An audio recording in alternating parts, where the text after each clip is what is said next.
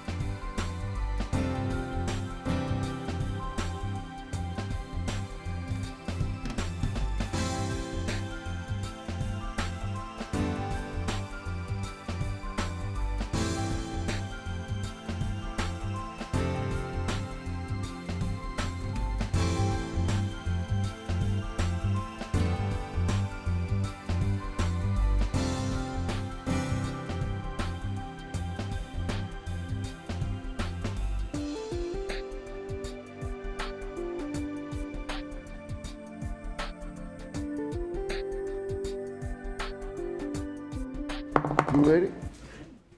Okay. Yep. Good evening, ladies and gentlemen, and welcome to the October 15th, 2025 meeting of the Daytona Beach City Commission. We're happy and delighted to have you with us tonight. Madam Clerk, may we have a roll call? Commissioner Reed. Here. Commissioner Paris. Here. Commissioner Strickland. Here. Commissioner May. Here. Commissioner Cantu. Here. Commissioner Henry. Mayor Derek L. Henry. Here. Honorable Mayor Commissioners, Commissioner Henry contacted and said she would not be able to make the meeting tonight, and she's asking that she be excused. Motion to excuse Commissioner Henry. Second. All right, we have a motion and a second. All those in favor, let it be noted by saying aye. Aye. Those opposed, same sign. Motion carries 6-0. We'll now have our invocation led by Commissioner May, followed by the Pledge of Allegiance led by Commissioner Reed.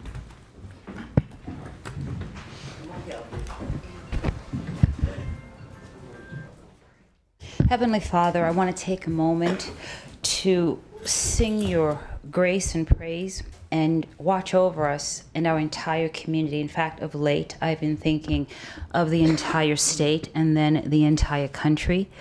Please look after and take care of those who are having a really hard time right now, both financially and emotionally.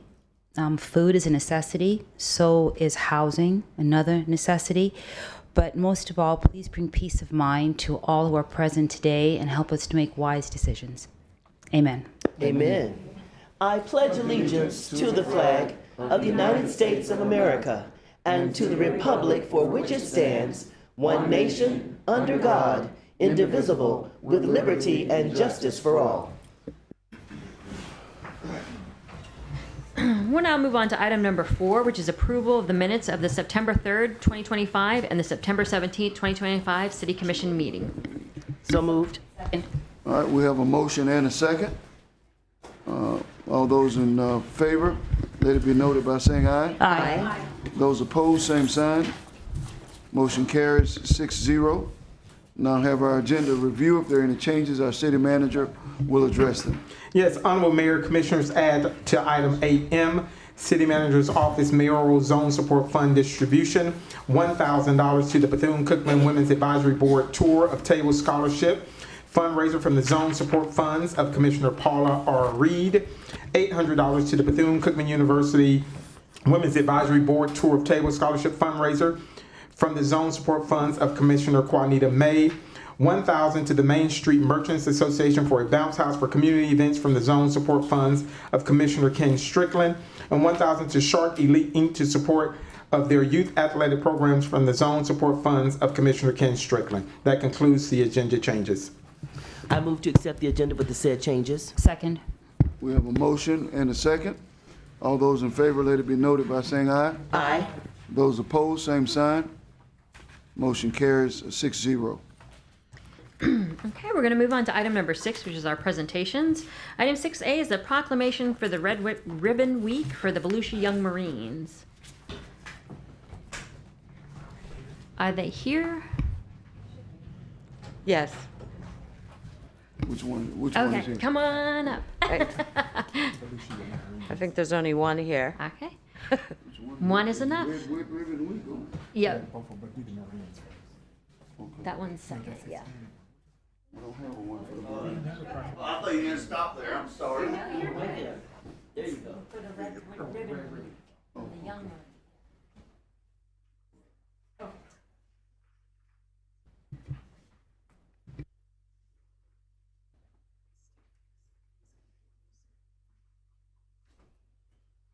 Thank you for being here. Thank you for joining us. It's an important week. In recognition of Red Ribbon Week, whereas communities across America have been plagued by the numerous problems associated with illicit drug use and those that traffic in them, and whereas there is hope in winning the war on drugs, and that hope lies in education and drug demand reduction, coupled with the hard work and determination of organizations such as the Young Marines of the Marine Corps League to foster a healthy, drug-free lifestyle. And whereas governments and community leaders know that citizen support is one of the most effective tools in the effort to reduce the use of illicit drugs in our communities. And whereas the red ribbon has been chosen as a symbol commemorating the work of Enrique Kiki Camarena, a Drug Enforcement Administration agent who was murdered in the line of duty, and represents the belief that one person can make a difference. And whereas the Red Ribbon Campaign was established by Congress in 1988 to encourage a drug-free lifestyle and involvement in drug prevention and reduction efforts, whereas October 23rd to 31st has been designated National Red Ribbon Week, which encourages Americans to wear red ribbons to show their support for a drug-free environment. Now, therefore, I, Derek L. Henry, Mayor of the City of Daytona Beach, and on behalf of the City Commission, do hereby proudly proclaim October 23rd through the 31st, 2025 as Red Ribbon Week in the City of Daytona Beach. And I encourage our residents to wear a red ribbon to show their support for a drug-free environment. Thank you.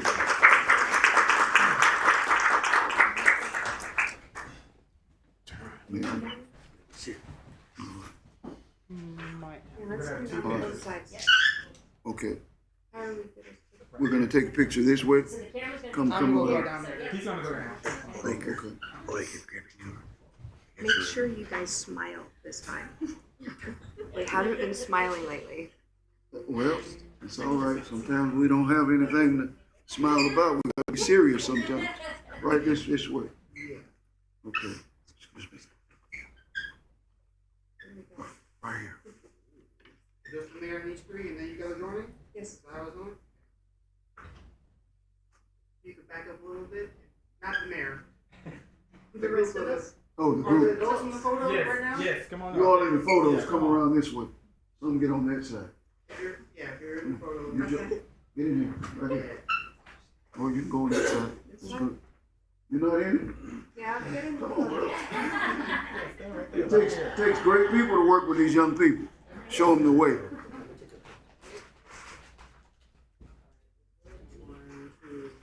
Wait. Oh, sorry. Go again. One more time.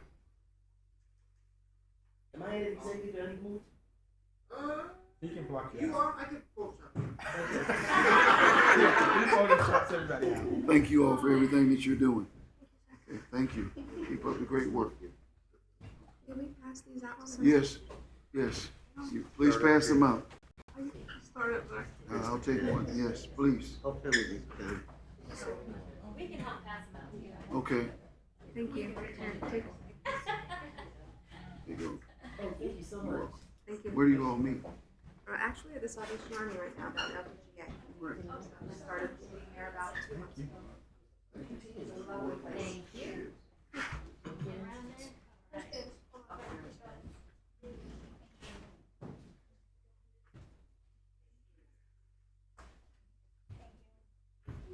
Thank you.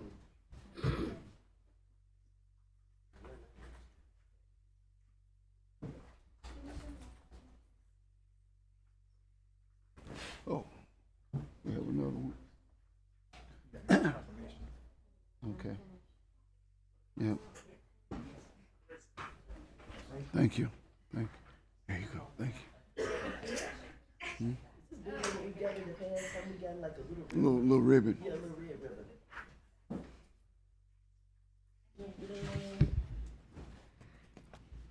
Thank you. Okay, we're going to move on to item 6B, and this is a proclamation for Hispanic Heritage Month. And we do have representatives here too, so if you'll come up to the podium. Thank you. Thank you. Don't be shy.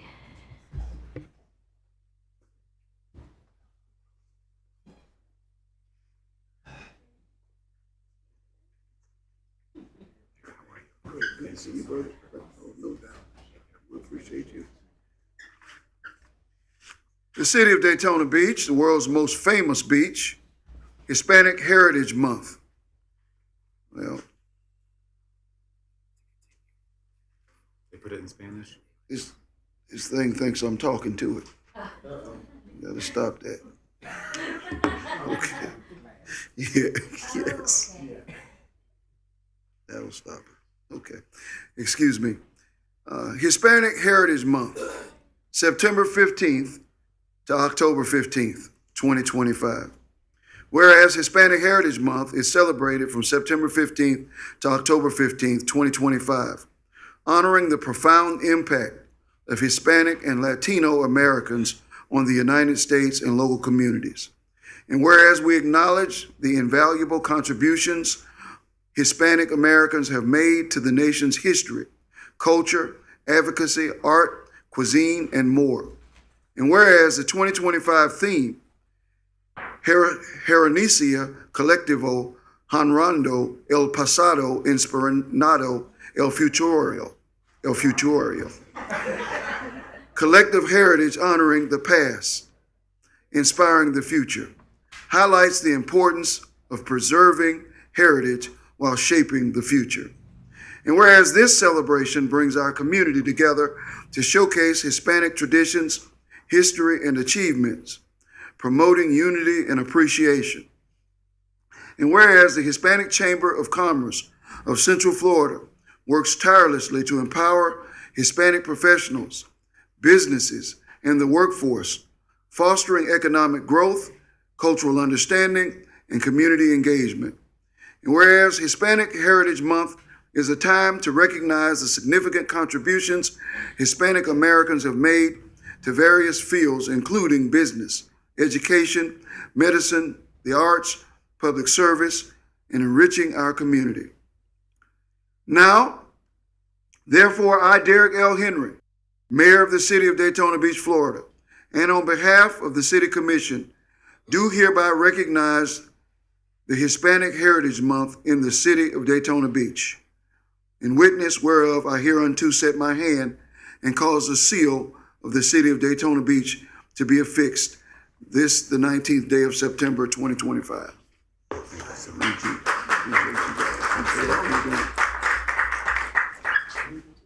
I'll take a picture while. Okay, Yeah. yes.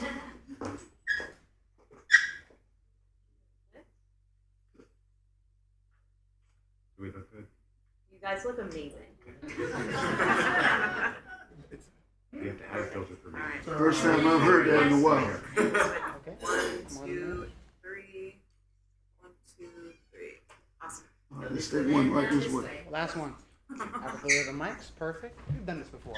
All right. 1, 2, 3. Got it. Thank you. Thank you so much, Mayor. Yes, thank you. We'd like to do the same. We'll do that for sure. Thank you all so much. We appreciate you. I do need my phone. You too. I really don't want it, but yes. Okay, we're going to move on to item number 7. This is citizen comments. During this time, citizens have the opportunity to address the City Commission on any item on the consent agenda. And I have one speaker, Mr. John Nicholson.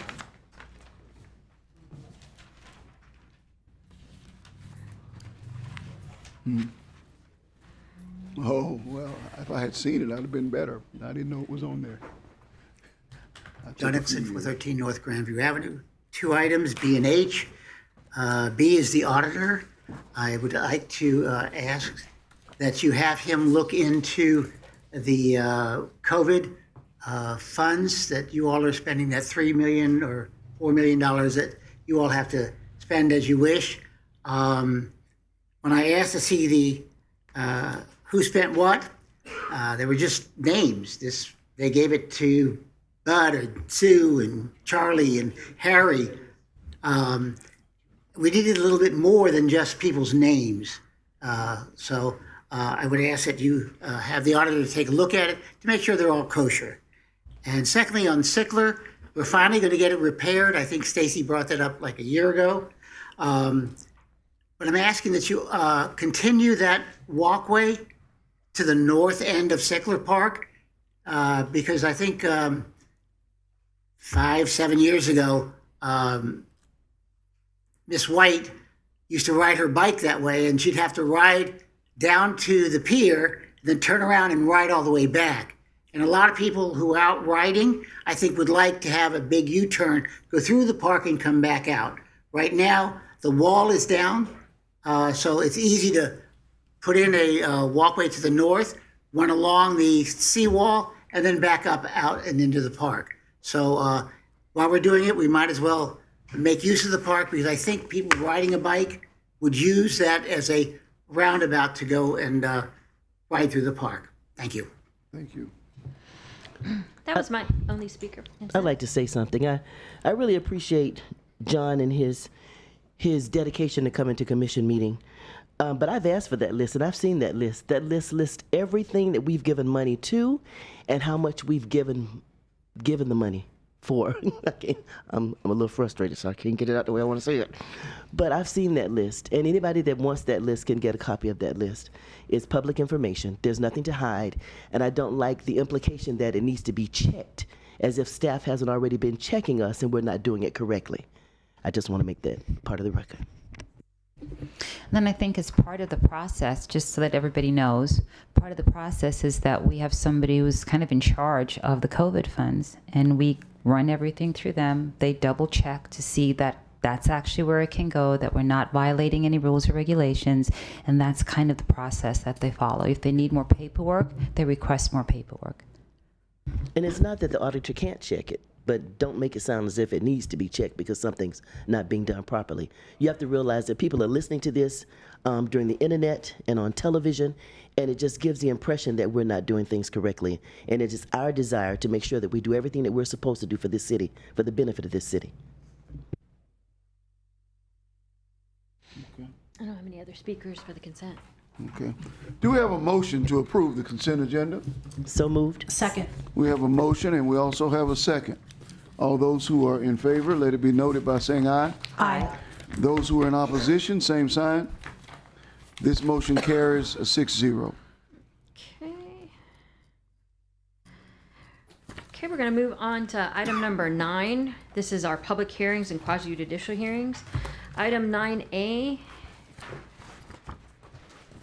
is an ordinance on second reading quasi-judicial hearing.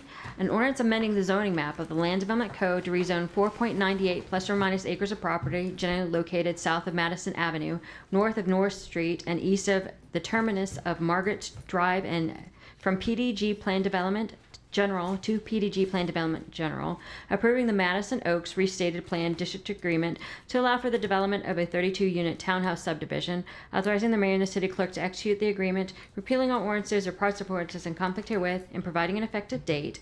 And at the request of the applicant, they ask that this item be continued until the November 5th, 2025 regular city commission meeting at 6 p.m. I move that this meeting is continued until the November 5th date. Second. We have a motion and a second. All those in favor, let it be noted by saying aye. Aye. Those opposed, same sign. Motion carries 6-0. Okay. Move on to item 9B. It's a Growth Management Planning Department, Florida Logistics Center, Large-Scale Comprehensive Plan Amendment. This is an ordinance on second reading, public hearing. An ordinance adopting a large-scale comprehensive plan amendment in accordance with Chapter 163, Part 2, Florida statutes, with regard to 276.75 plus acres of property generally located south of Bevel Road between Interstate 95 and Williamson Boulevard, amending the future land use map designation for this property from existing potential parks, EXPP, general industrial, GI, interchange commercial, IC, level 1 residential, L1R, mixed use, MU, and office transition, OT, to mixed use, MU.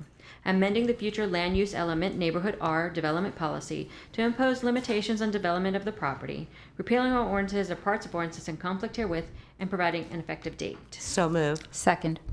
We have a motion and a second. I do have Jessica Gao here on behalf of the applicant for any questions and no other speakers. I don't have any questions, but I would like to speak up, if it's okay, and say a few things. The Crossley family, a lot of us that live in Pelican Bay know who the Crossley family, because you own a lot of property. We just want to say thank you, the majority of my residents in Pelican Bay, for taking out residential completely and being good neighbors to us. We're okay with the light industrial, and we always welcome retail in our area. So we just want to say thank you, and our residents in Pelican Bay are very happy with this. Thank you. Okay. Any other questions or comments? All right. Hearing none, all those in favor, let it be noted by saying aye. Aye. Those opposed, same sign. No. Motion carries 6-5-1. Okay, we're going to move on to item 9C. It is the Growth Management Planning Department, Florida Logistics Center Plan Development. This is an ordinance on second reading, quasi-judicial hearing.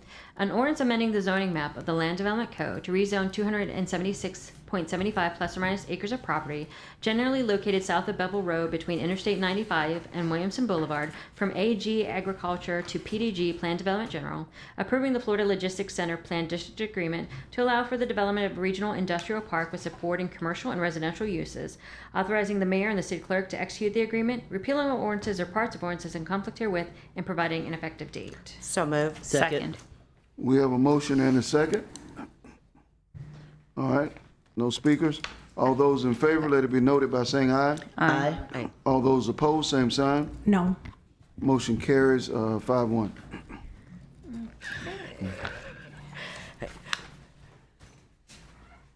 We're going to move on to item 9D.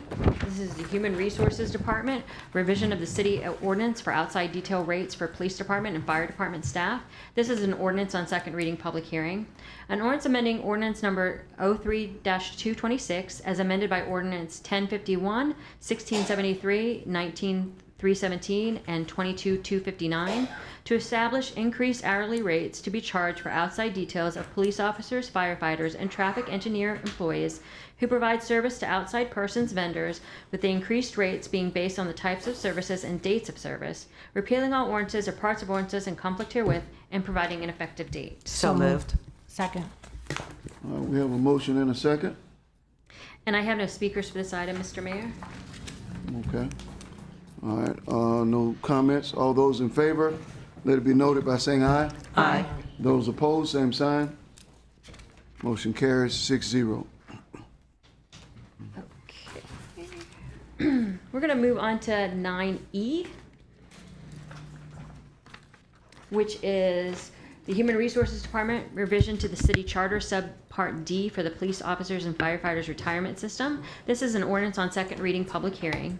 An ordinance of the City of Daytona Beach, amending the City of Daytona Beach police officers and firefighters retirement system subpart D of the city charter, amending section 5 contributions by eliminating the reduction to the member contribution once the member has accrued the maximum monthly pension benefit cap of $5,500 and allowing members at the cap a one-time election to remain at the reduced rate of 0.50% and forego a future recalculation of benefits, or if at the cap and in drop, a one-time election to remain in the city's 401A plan for capped employees and forego a future recalculation of benefits, providing for codification, repealing all ordinances or parts of ordinances in conflict herewith, and providing an effective date. So moved. Second. All right, we'll take a motion from Commissioner Reed and a second from Commissioner Parrish. And I have no speakers for this item, Mr. Mayor. No comments?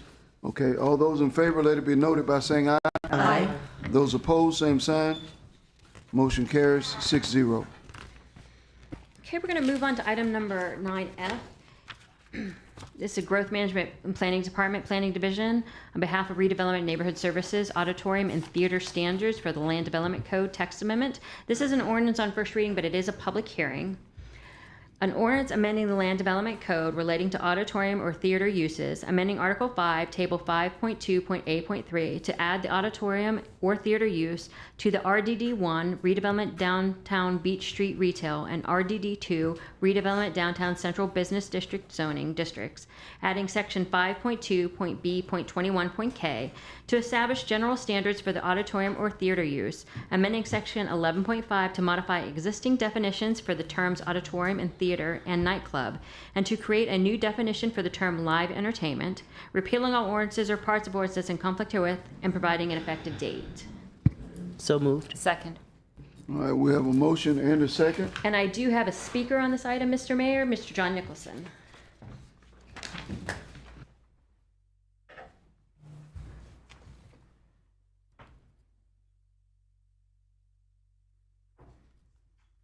John Nicholson, 413 North Grandview Avenue. I read the backup. It was clear as mud. It doesn't say why it's needed. In the past, we've had problems with theaters. There's a theater that was an adult club on ISB that Sheila McKay tried to get rid of. There are theaters that we have on North Grandview, north of Seabreeze. Those three theaters are said not to be allowed in this. Adult theaters are not allowed. Why are we putting it? One of the reasons is, why are we doing what we're doing? So if we haven't done it in the last 40 years that I've been here, why are we doing it now? Because that's basically the reason. If there's a need, then what is that need? So if one person wants it, I know there was a gentleman trying to open up a place on Nova Road and off of ISB. It took him like 2 or 3 years to get through it. But I don't understand why this is needed. If we could be explained, it would be greatly appreciated. And that was my only speaker, Mr. Mayor. All right, do we have any other comments from the commission? I do, Mayor. I have a question. Yes, ma'am. Is there a occupancy maximum for these establishments? Because these are going to be in residential areas, correct? Thank you, Dennis Merzlik, Planning Director. These are going into two different zoning districts in the downtown area, the RDD1 and the RDD2, which is primarily Palmetto and Beach up to Bay in that area. So it's more of a mixed-use area, less residential, more commercial. And as far as an occupancy, that's going to be based off of the Florida Building Code and how many people can actually be able to go into a building. Most of those buildings are small, and you're not going to have a large occupancy for that type of theater use.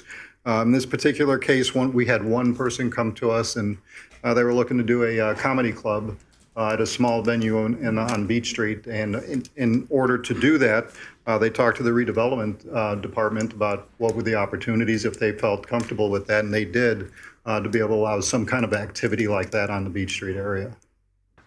Okay, so it's for downtown, or is it for all redevelopment? No, that's just downtown, the RDD1 and the RDD2. Okay. I just want to make sure we don't have like thousands and thousands No, of just people. concentrated Okay. in the urban core area. All right, thank you. Thank you. All right, we have a motion, we have a second.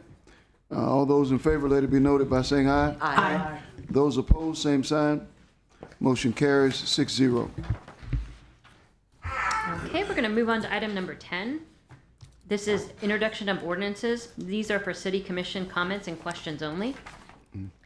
Item number 10A is a city auditor, update audit regulations. This is an introduction of an ordinance on first reading. An ordinance amending the city code of ordinances in relation to the city auditor, creating sections 2-221 through 2-227 and section 30-59, establishing the city audit department, city auditor powers and duties, and additional regulations needed for the proper functioning of the city auditor and the city audit department, and providing an effective date. And are there any questions or comments from the commission on this item? Okay, the public hearing is set for November 5th. And let me go back for the record. Item 9F, its second public hearing will be on November 5th. We're going to move on to item number 11, which is our administrative items. Item 11A is a police department vehicle purchase from Bartow Ford. This is a resolution. A resolution approving the purchase of 22 police vehicles from Bartow Ford Company in the amount of $1,561,096.02 pursuant to a piggyback term agreement for vehicles between the city and Bartow, and providing an effective date. So moved. Second. All right, we have a motion and we have a second. I have no speakers for this item, Mr. Mayor. All right, all those in favor, let it be noted by saying aye. Aye. Those opposed, same sign. Motion carries 6-0. Okay, we're going to move on to item 11B. It's a Public Works Department Memorandum of Agreement, Mosaic Residential Community Sidewalk Infrastructure Drainage. This is a resolution approving the Memorandum of Agreement between the city and B2 Volusia Holdings, LLC, providing a framework for the city and B2 Volusia Holdings to address sidewalk-related drainage issues within the Mosaic Residential Community, authorizing the city manager or his designee to execute the agreement, and providing an effective date. So moved. Second. All right, we have a motion and a second. We have any speakers? I do have one speaker, Mr. Mayor, Miss Deanna Merritt.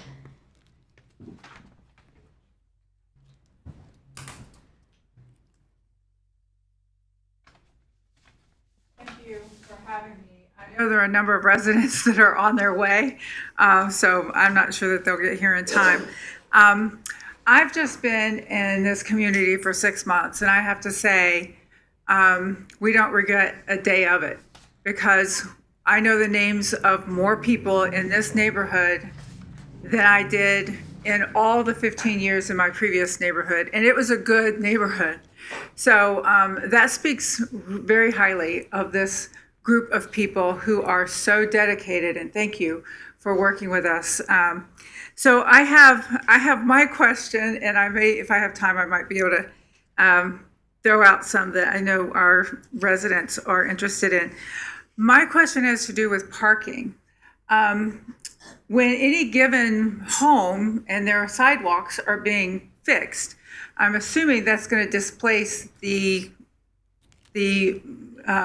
neighbors or the residents from parking in the driveway if that's upset. And so if we have 2 working automobiles in each home, our streets are very narrow. I'm curious as how that will be handled, what the thoughts are on that. Do you have anyone? You know what? I will call you tomorrow, and we can handle this with Director Rhodes and ICI, because actually you have a HOA still too. So we'll figure this out. At least we are getting this done. This is the main thing. And Mr. Fietcher, you were going to speak about the timeline so my residents know exactly. So I will hope you take care of that. No, thank you. Okay. I know that the residents are concerned about how exactly the homes are going to be chosen to have sidewalks replaced. In particular, Aquamarine. How is that evaluation going to take place?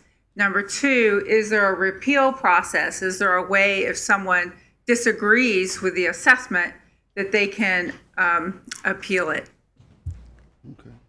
Okay. Mr. Fietcher is going to talk a little bit about this, but it's going to be a team, ICI and the city. So the residents will have to pretty much agree because they're working together. Okay. Okay? All right. Thank you. Thank you very much. I appreciate your time. And I had someone sign up on a green sheet. Are you Nancy? Okay, so you wanted to speak on this item. Okay, come on up.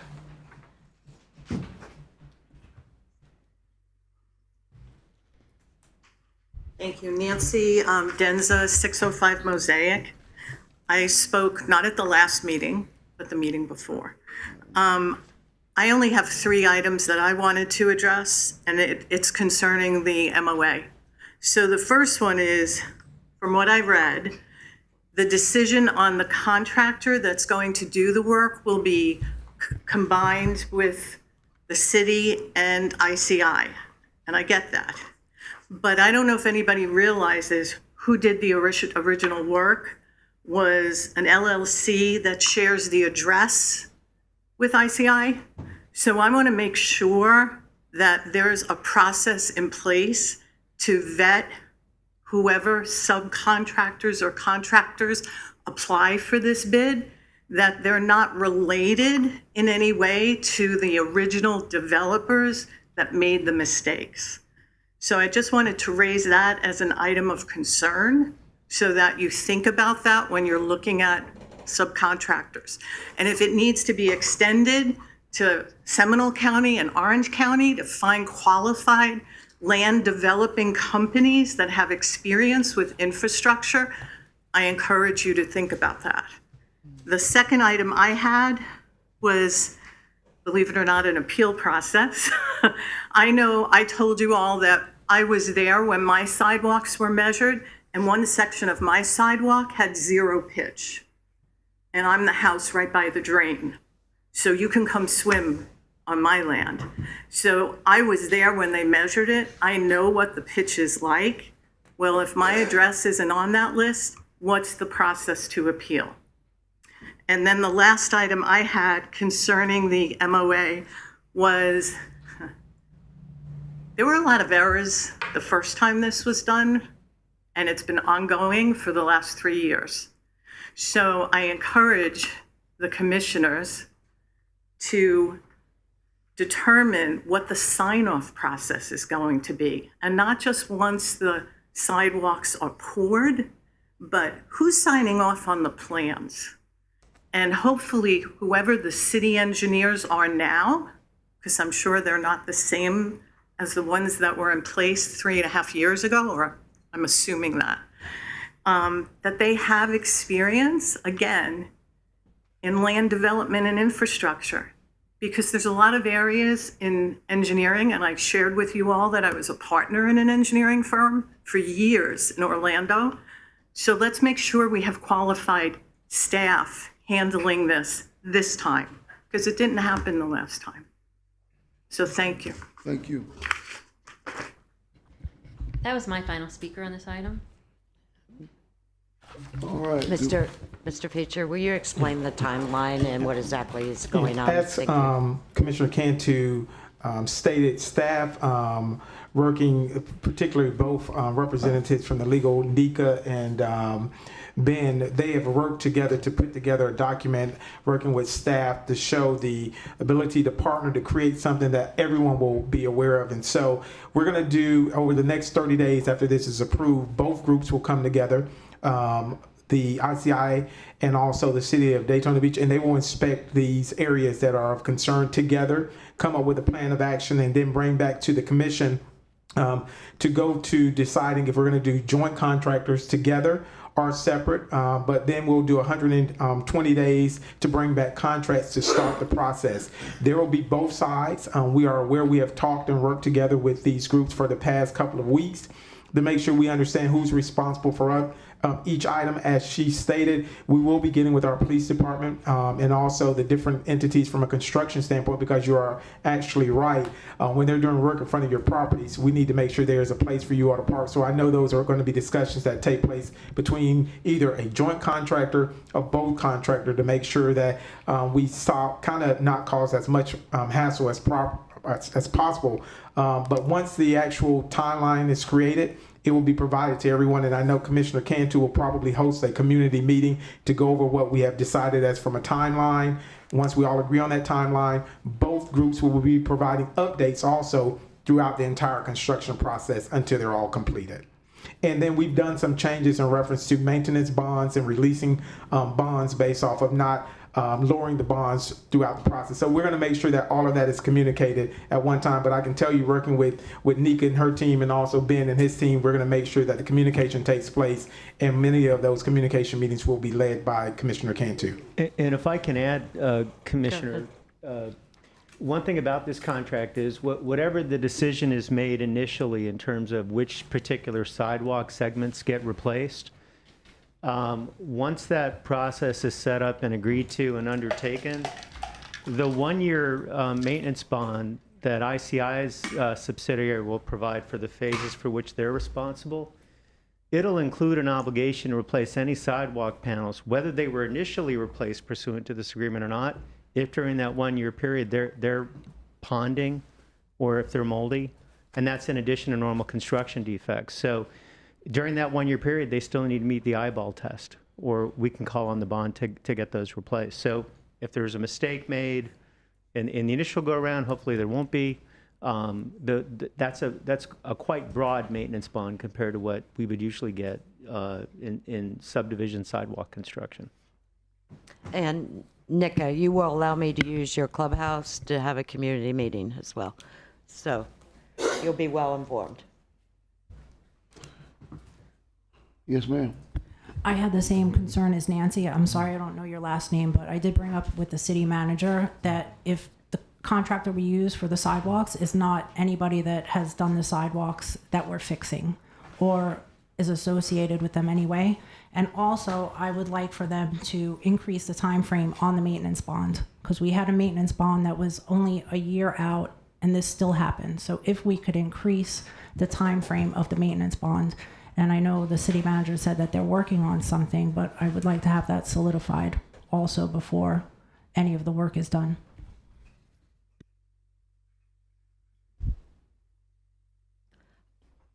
I will let ICI's attorney and our attorney handle all that, and the manager, and then they can come back because it is my residents that I've been working with. Thank you.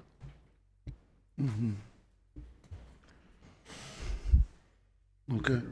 Yeah, there's a motion on the floor. Yeah, we have a motion and a second. All right. All those in favor, let it be noted by saying aye. Aye. Those opposed, same sign. Motion carries 6-0. Okay, that was our final agenda item this evening, and I believe we start with Commissioner Reed. Commission comments?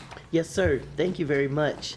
Last month, I was able to share with you all my 30-year anniversary with Embry-Riddle Aeronautical University. And this month, I share with you that I celebrated a birthday.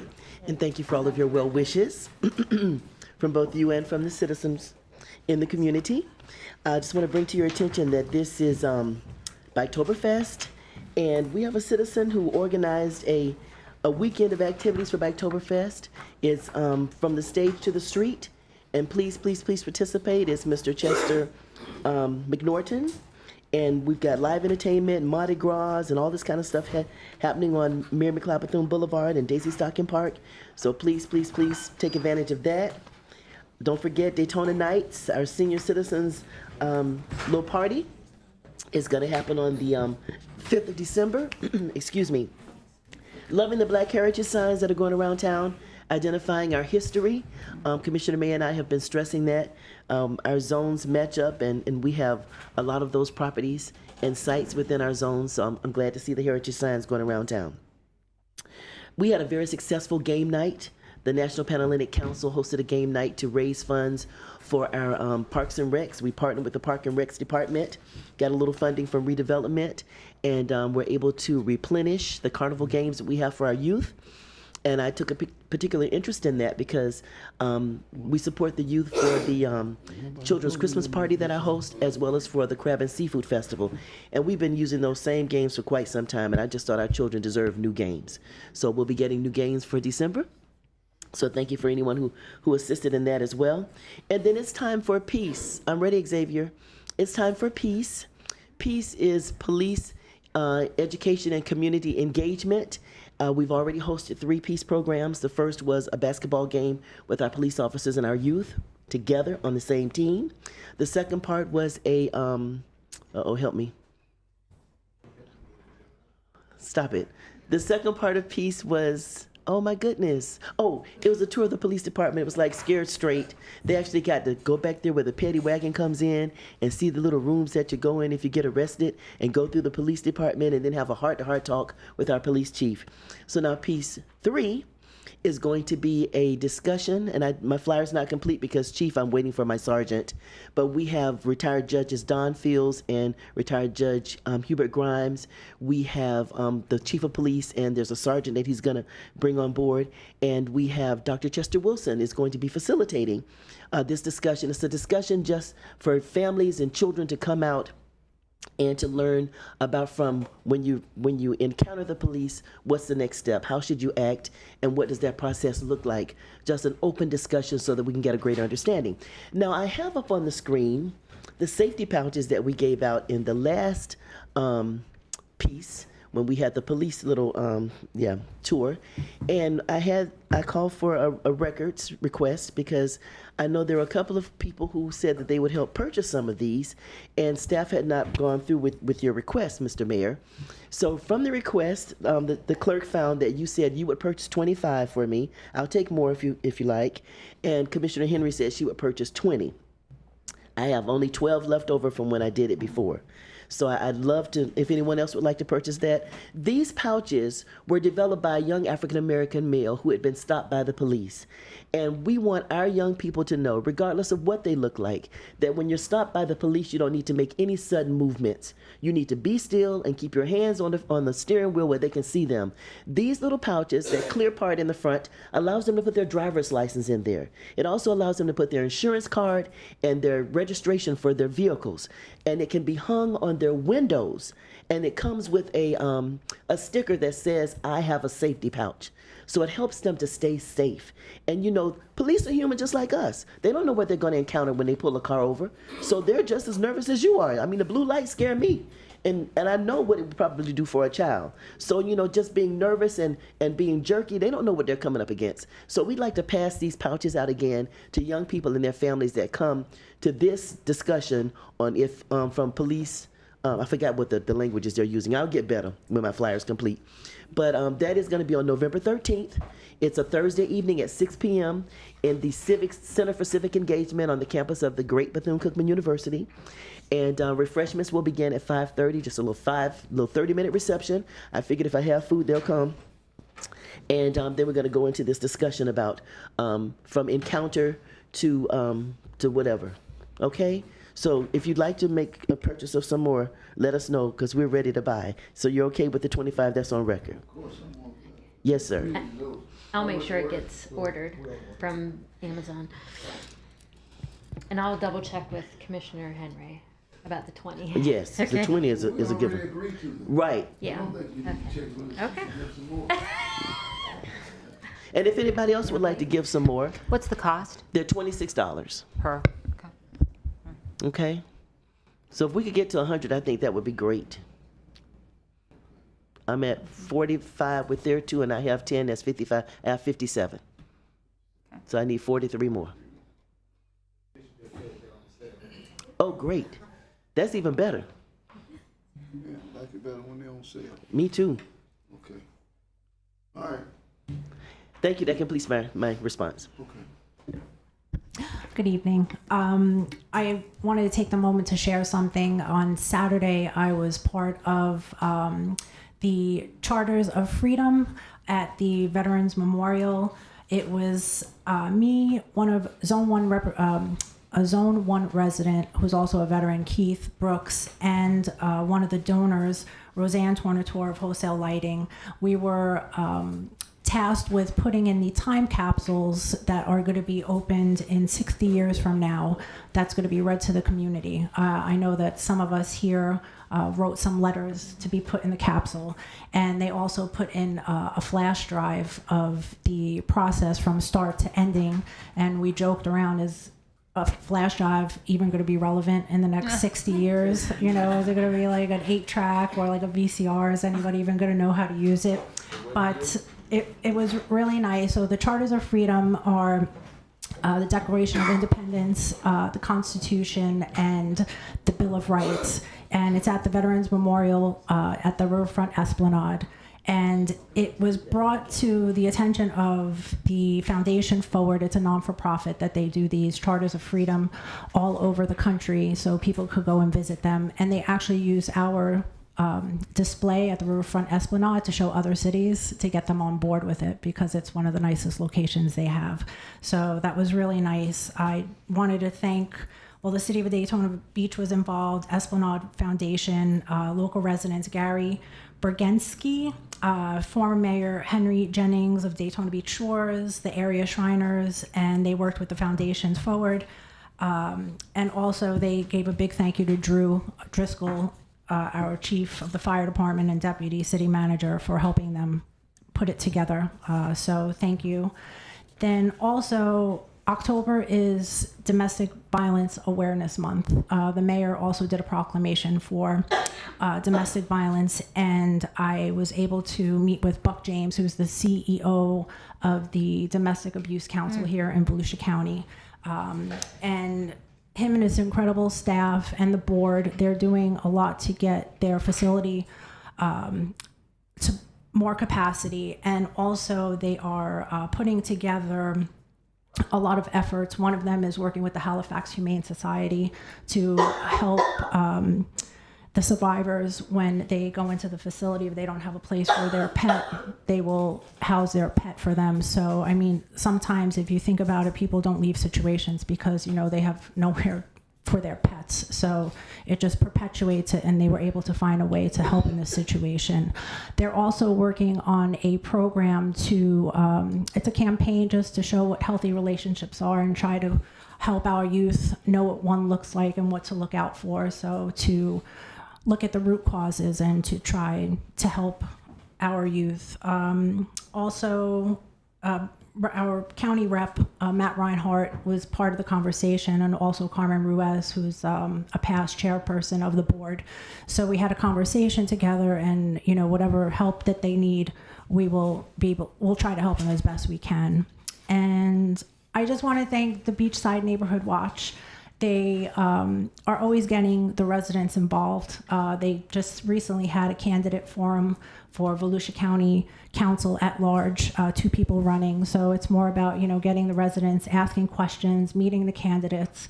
And they're also doing, well, I just found out, not a barbecue, but the Ocean Center was kind enough to open their doors, because we had a little bit of a logistical problem, to feed our first responders at the Ocean Center South Side for Biketoberfest on Beachside. So, and I want to thank Vern also for taking the reins while Ted's out of town. So I'm sorry I won't be here, but I'll be here for the next one. And if anybody wants to volunteer, Vern's in the back, so just let him know. And I think that was it. Oh, this is the most important thing, I think. I'm sorry, Ken, 1 minute. Our 150th birthday, just stay tuned. Our website is going to be db150.com. When it's up and running, you'll see the events that we're going to be having next year. And also, there's going to be sponsorship opportunities for you to partner with the city to help us celebrate. So please stay tuned, and thank you. Before you go, Commissioner, I did want to make mention, they said that the city was a partner on the Charters of Freedom. We should have a little more credit because we paid for the Charters of Freedom using the zone support funds from the mayor's office, and it was, I believe, $60,000. So more than a partner, primary funder would be a better label for that, but it is one of the best, and I think it was money well spent. Being an old history teacher, I am inspired by the display, and I'm hopeful that we will get more children and classrooms down there to visit that. 155 North Beach Street. Yeah. Okay. Commissioner. You sure? Yeah. Are we sure? We're sure. Yeah. Okay. Backtoberfest this weekend. Everybody keep your eyes out for motorcycles. If you have a chance before Backtoberfest is in full swing, like early in the morning, go take a drive down A1A. I never thought I would give FDOT any credit for anything after the fiasco they created over there. But they have cleaned it. It looks great. Let's just pave it and stripe it and leave it alone because it looks good now. It really does. We don't have the little chicanes and junk and stuff everywhere. The manager sitting up here, he was shocked. I was too. I was used to driving through all that mess just about every day, at least once. So watch out for motorcycles. Also, before we're back here again, Main Street's going to have an event over there being put on by Al Smith. I'm not sure what it is. They didn't tell me the name of it. But there'll be an event then and another one the 29th of November. I think that's the Light Up Main Street event right there, but that'll be after our next couple of meetings. Anyway, that's all I have. Be careful out there. Don't run over anybody, especially me, and have a great week. Yes, sir. Commissioner?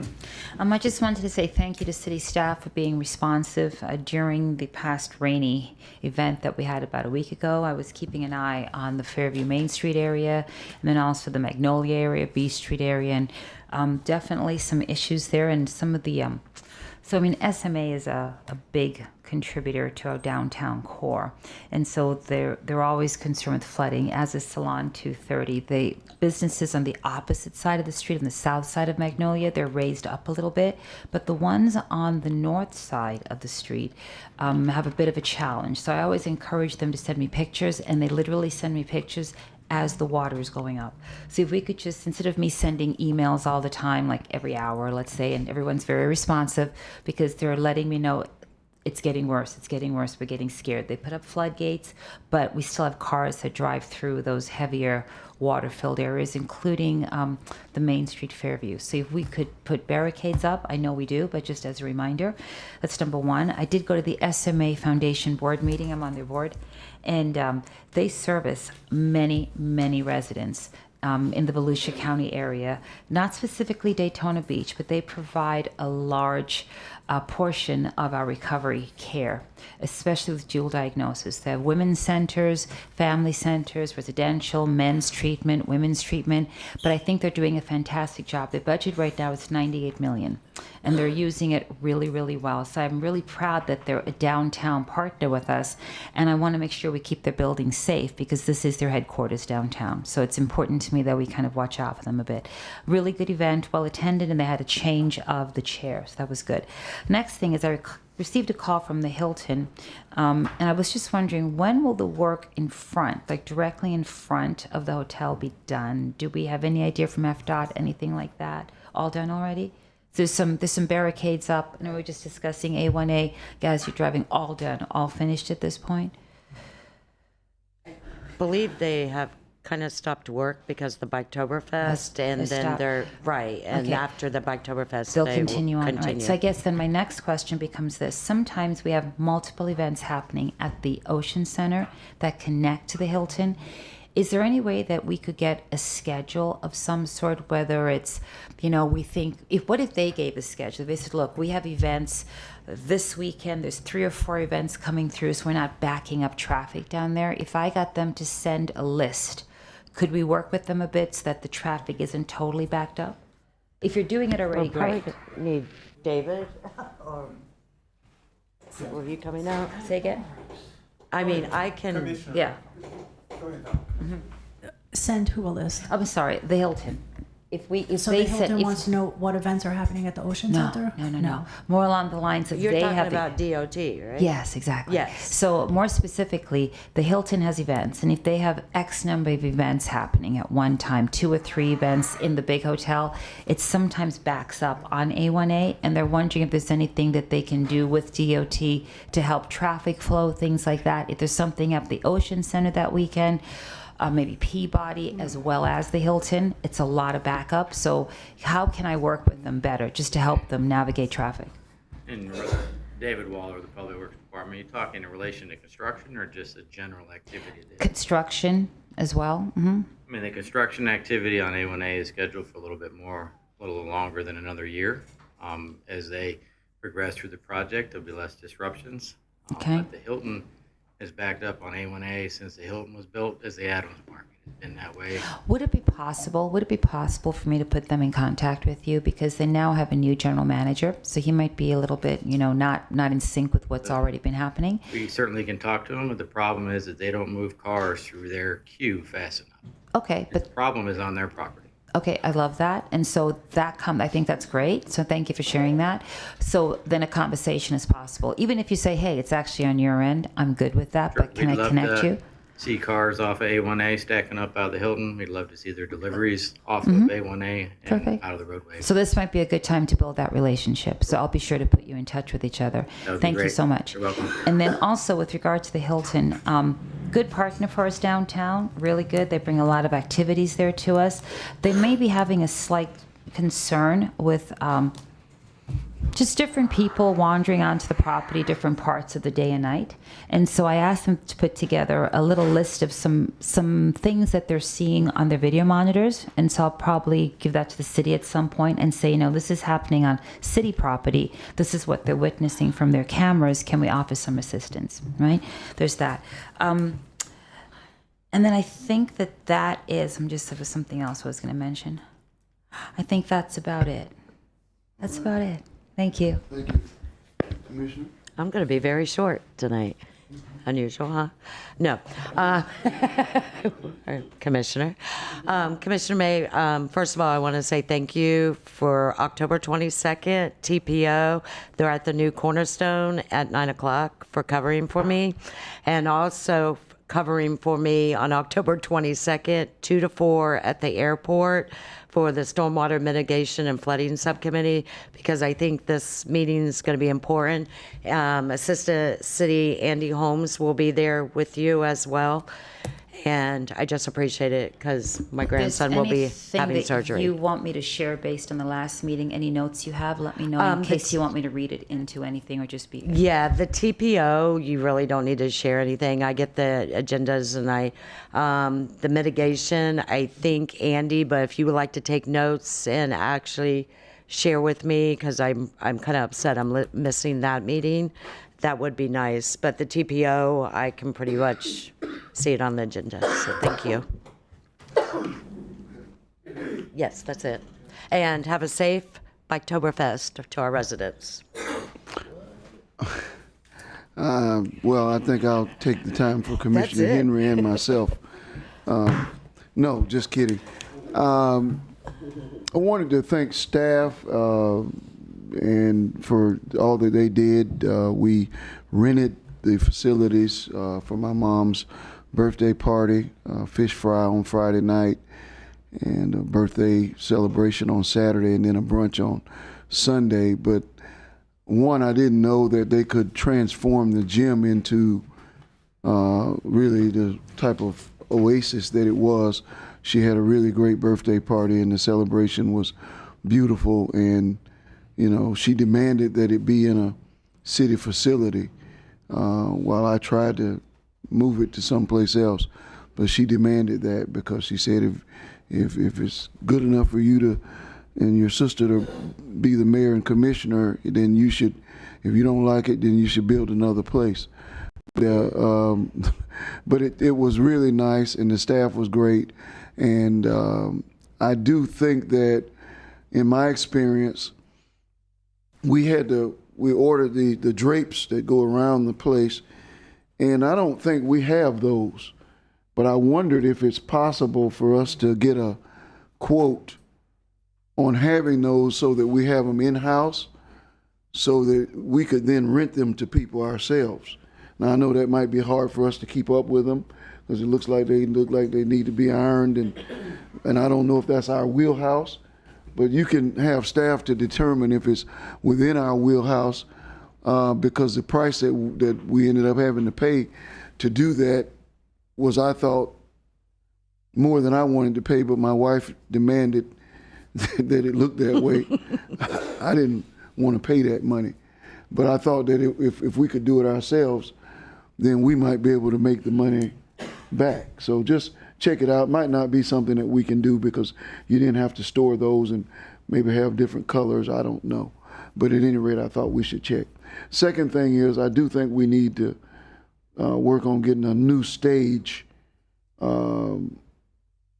because the stage that we had, and I know that we had a problem with this stage last year as it related to the Mayor's Fitness Challenge. When the folks came in to do the exercises, the stage kept giving out.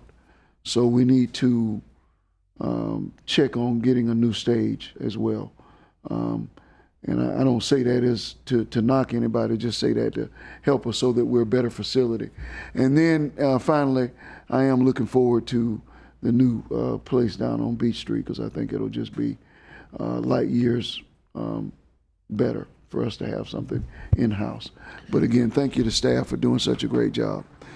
And then finally, it is Bike Week, and I just want to encourage, or Biketoberfest Week.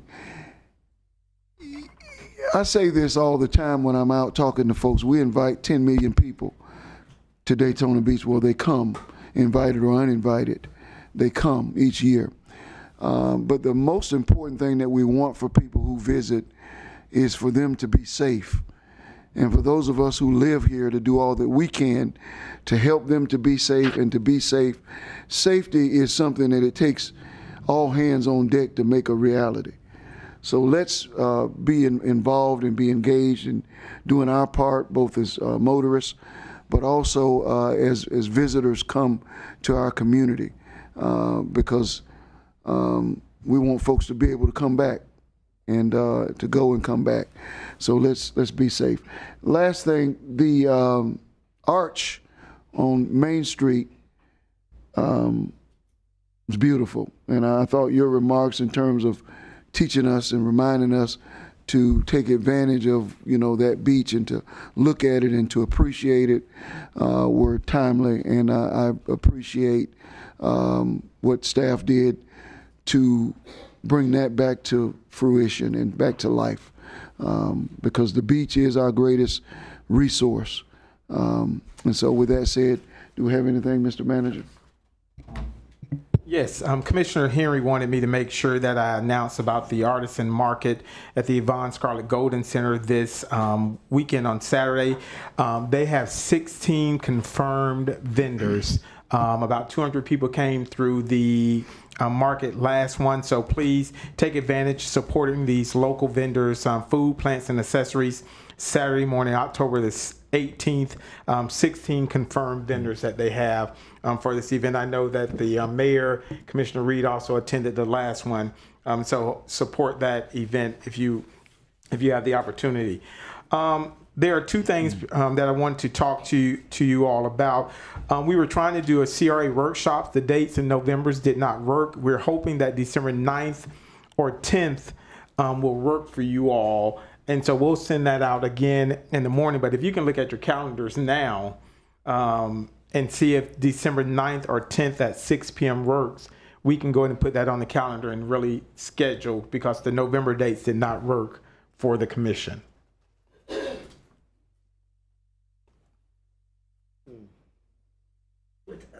It will be in the evening, 6 p.m. or 5:30. You can, December 9th is the Wednesday? Yes, yeah, Wednesday and Thursday. No, 9th and the 10th. Tuesday and Wednesday. You got to come 2 days? No, just one. We would need you to. We were giving you an option. Do you want to do a Tuesday evening or a Wednesday evening? I'm going to D.C. 9th? It's a Tuesday.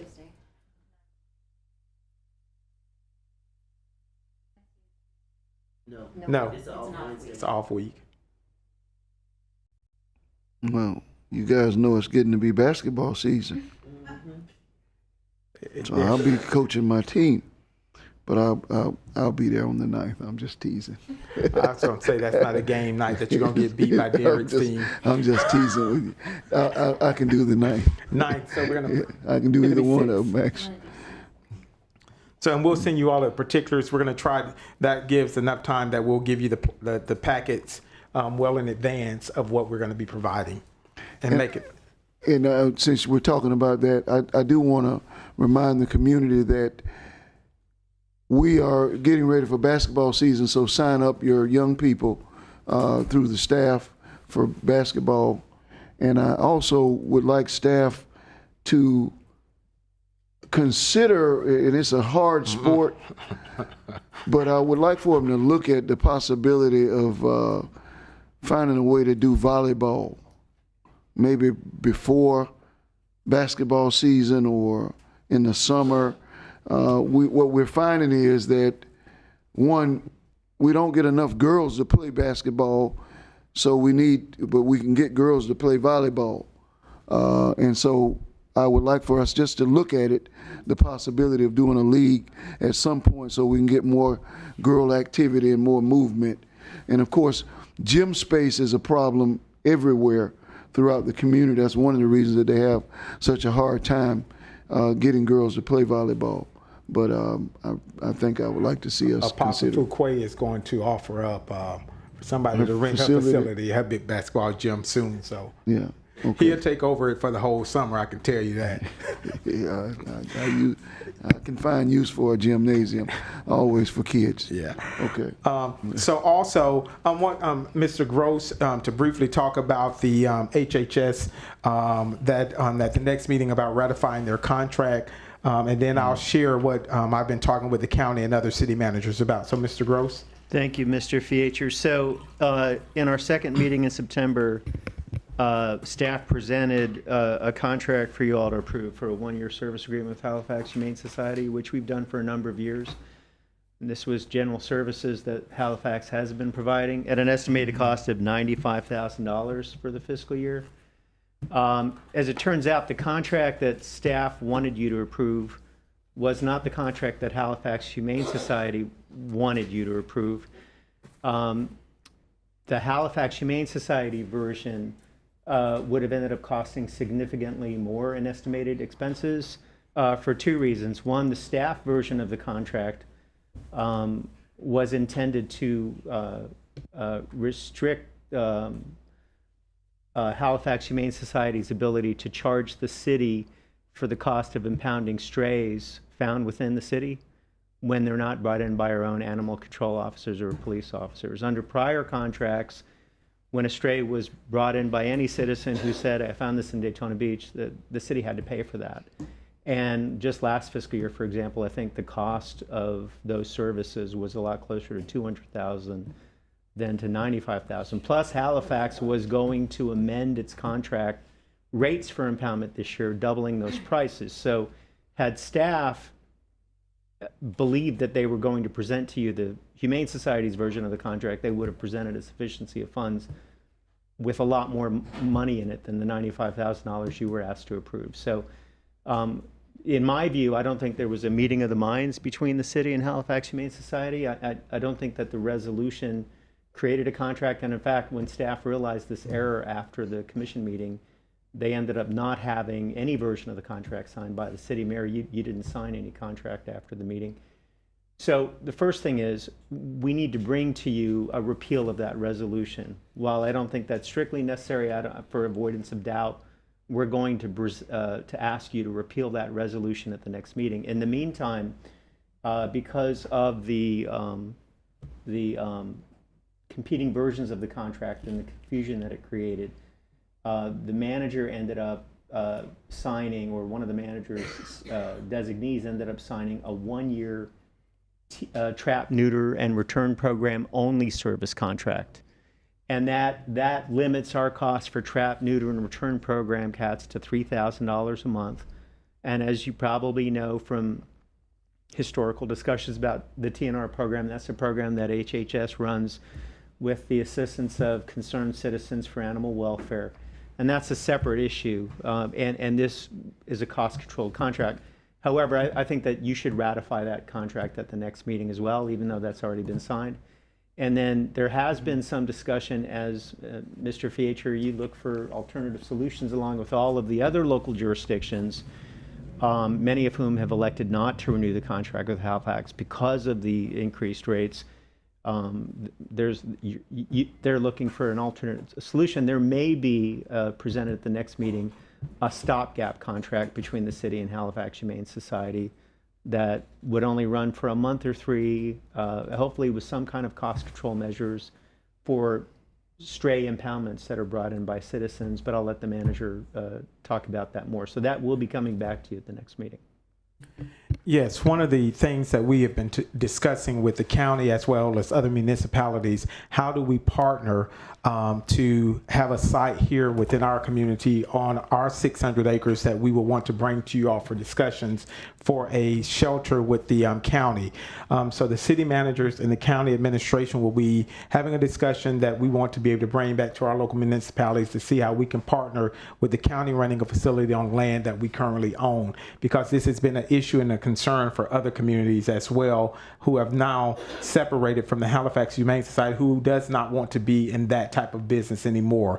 And so our police department is working right now with the stop gate. We've had, as you all discussed last week, with a veterinarian in another facility to take our animals in. So that's what we're going to be bringing back to you all. I think it's, if we can get everything solidified with HHS, as well as my discussions with the county and also other municipalities, we may have this whole discussion in one fell swoop. If not, we will have the discussion about the stopgap for 1 to 3 months with the HHS while we make sure to solidify our support with other agencies throughout the county.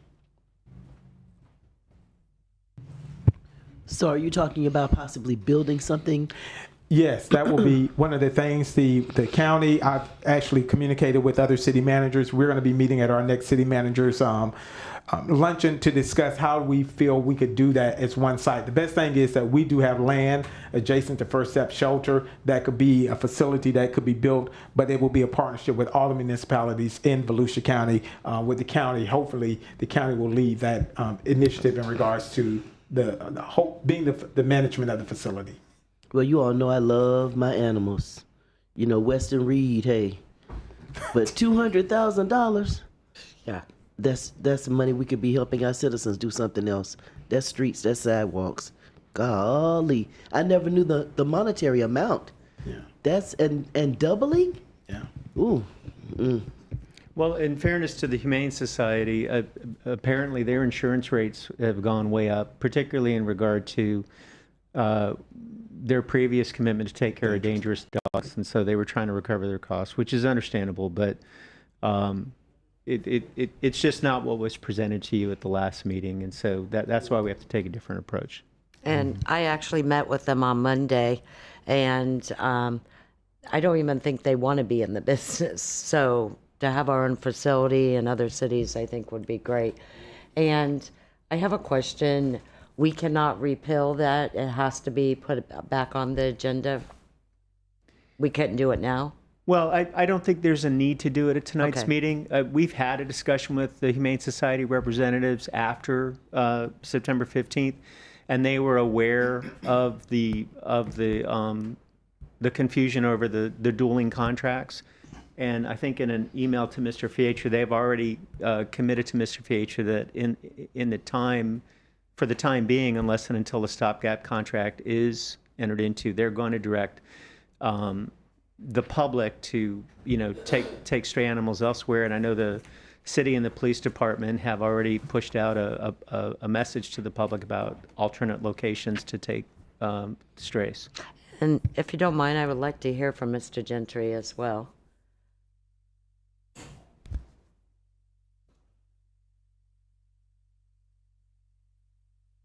Oh, Captain Gentry, excuse me. Good evening. Good evening, sir. Manager, respective commission, Captain Gentry, Daytona Beach PD. Just overall, thank you, Mr. Manager, with the vision, because I think that's a permanent solution. I think we all care about the welfare of all of our animals. We all do. There's a priority for handling animals in our city. Obviously, dangerous animal, that's a priority. It's a crime. Animal cruelty, animal abuse, a sick, injured animal, those are the priorities. And then it goes to, not that it's not important, but the stray animals. If ever our animal control officers come in contact with a respective animal, we always try to find and locate the owner. That's why the microchipping is very important. We microchip every single animal that we have.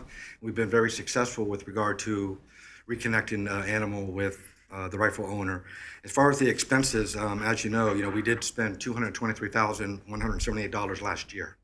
And I broke that down. I did provide a package to the city clerk for each respective commissioner that kind of breaks it down for the number of animals. We had 102 animals last year.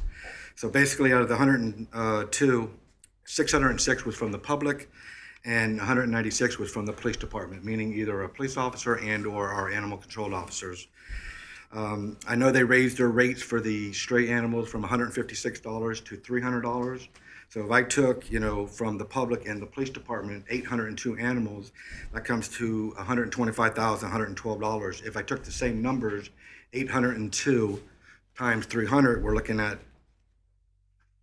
pretty much double, like $240,000+. So there's definitely an expense. We have a great open line of communication with the animal services for the county. We have a great open line of communication with respect to Allied Veterinary Services, also Veterinary Emergency Center of East Volusia, with New Hope Animal Shelter. We have a great rapport with several of our rescues within our respective city. So our ACOs do a phenomenal job. I give a lot of credit to Officer Taylor Priest and Officer James Lee.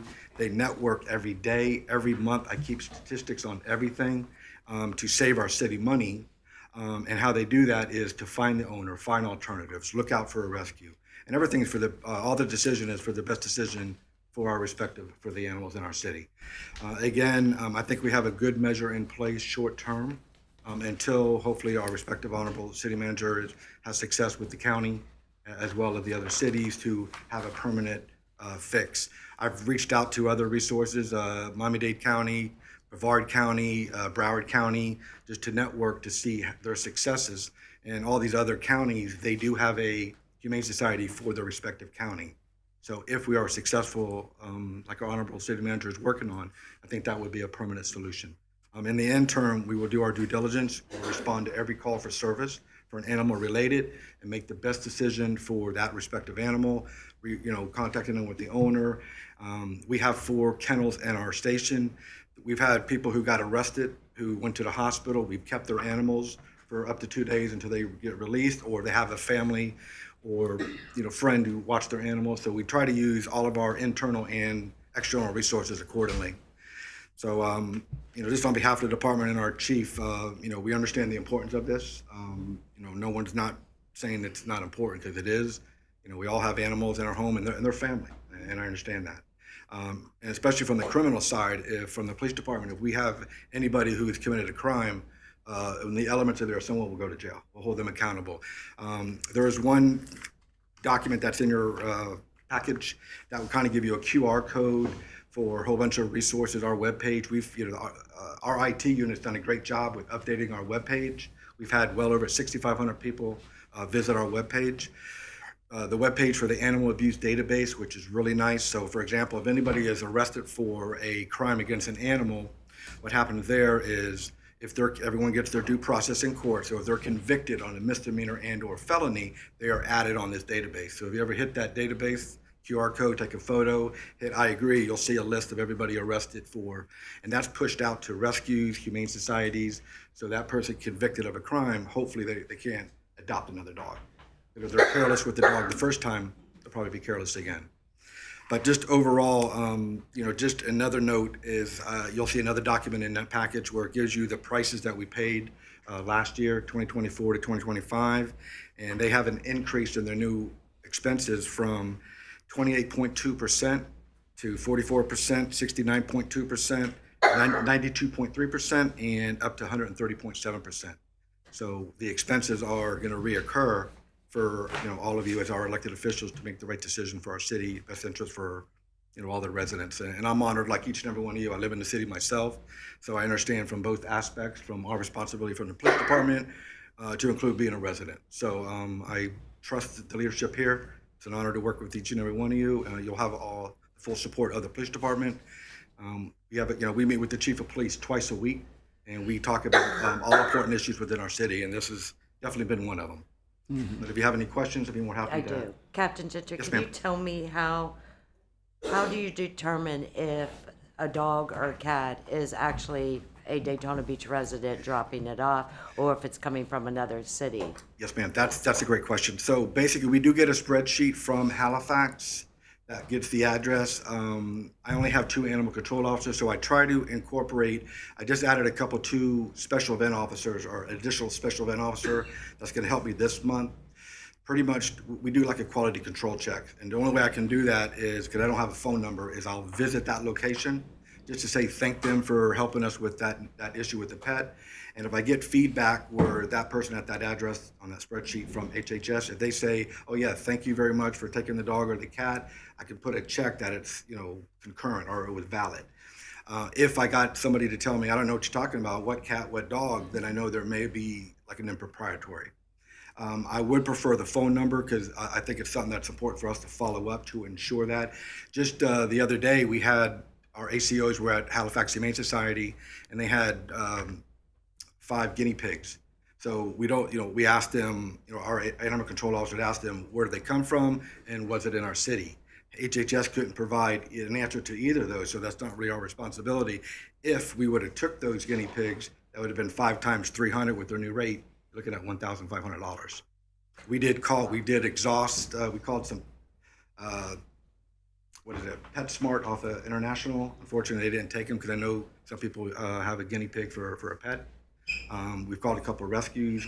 So our due diligence is to try to find a home for the animals, and the list goes on. So quality control check. Mr. Feature, is there something that we can put in our contract that gives them more leverage to make sure that these animals that are dropping off are Daytona Beach residents and animals, and we're not paying for other municipalities?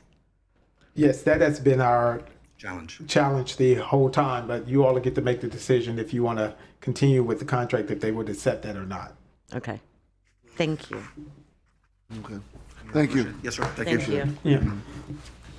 So on the agenda, you see we have the Orange Avenue Rec Center as a discussion point. And my ultimate discussion in reference to the Orange Avenue Rec Center is what are our next steps.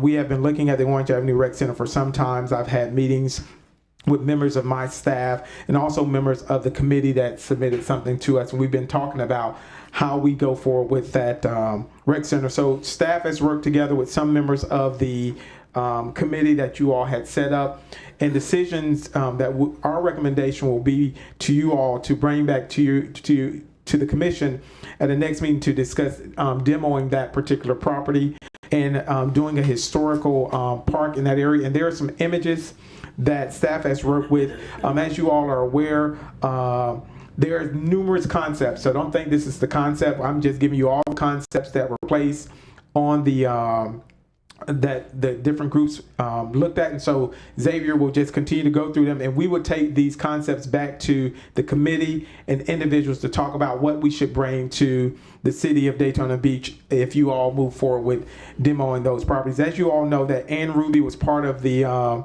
group for the committee that looked at this, and she now is casually working for the city of Daytona Beach.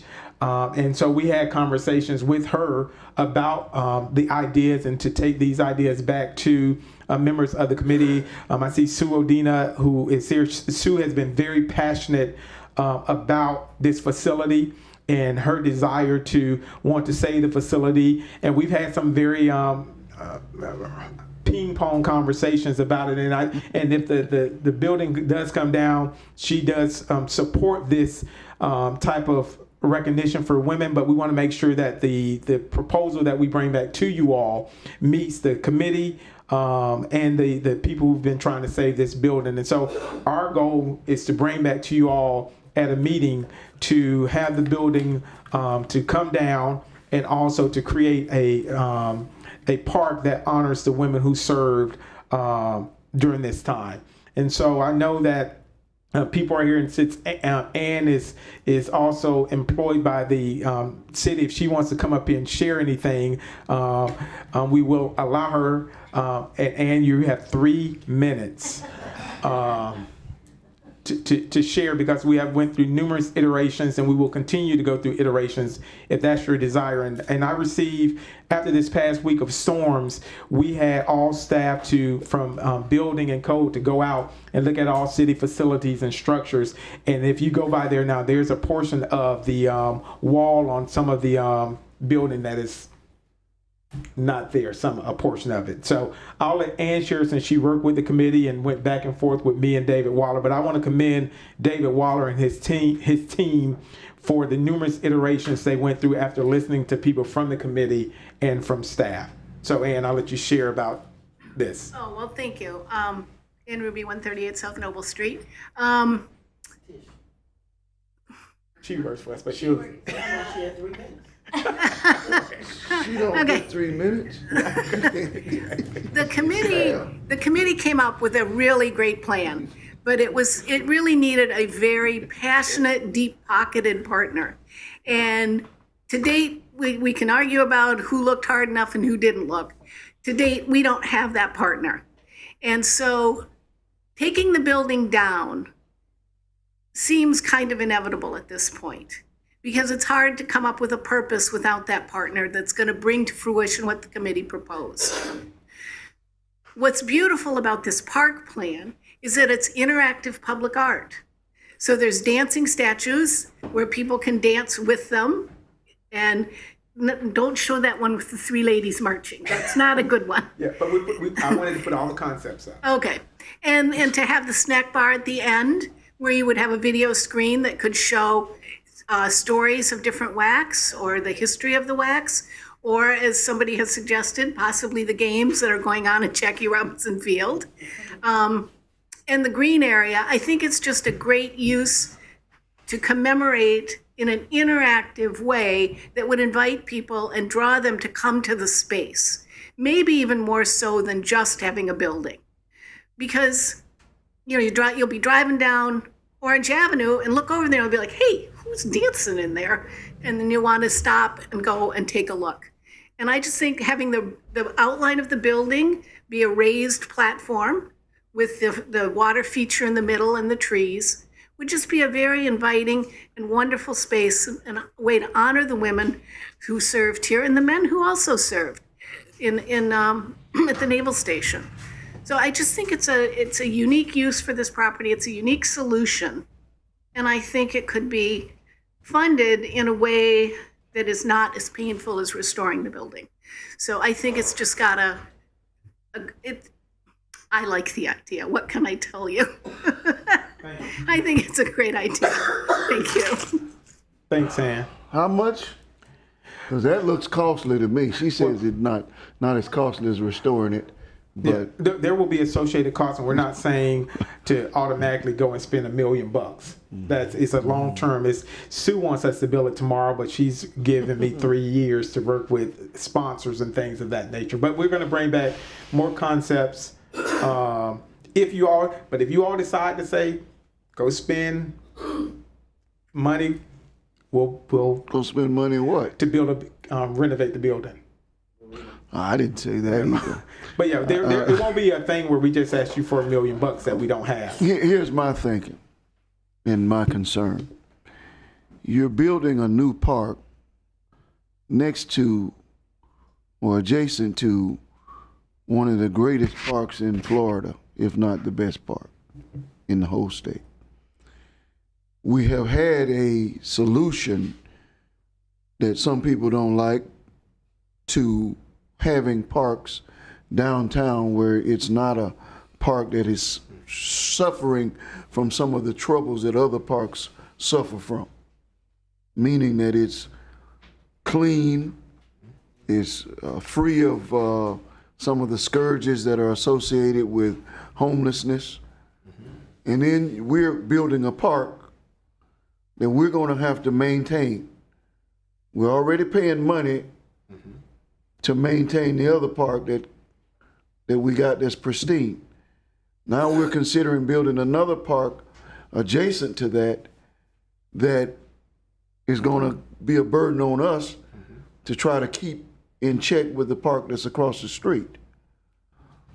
Now the nostalgic perspective, of course, this makes sense. And it sounds good to say that we're going to have a park that honors the memory and the tradition of what took place there. I'm just giving you my concerns, and they're really serious concerns. And those are concerns that we have talked about that entire concept. How does that fit in with the trail system, knowing that it's a public park?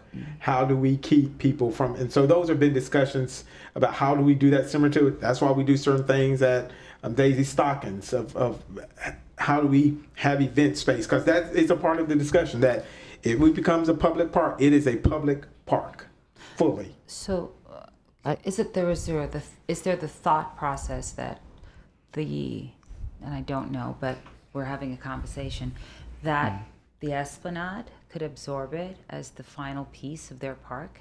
Because they have the security system in place and they have the cameras in place and whatnot, and would be a public-private. Do you think they might consider something like that? Because I love the vision of it. I think it's a great way to use the space, but have a little extension. I thought about it when I looked at it. That's really what I thought. It's worthy of a conversation because I don't want to detract from the Esplanade, whether people like that concept or not. I love what's going on there. I like the idea of more of a uniformity that we have from, it's not a totally separate, it kind of blends in with them, whether it's the foliage. So if possible, I would love to be able to have that conversation with the Esplanade and then kind of come back and tell you kind of what they think. It's just an initial, let's share the thought. What are your thoughts? It's in Zone 3 and it intrigues me. Okay. Well, I like the possibility of that, and if they're interested in that, if they're not interested in it, because got to remember, they still have another whole area that they're going to renovate in terms of the island.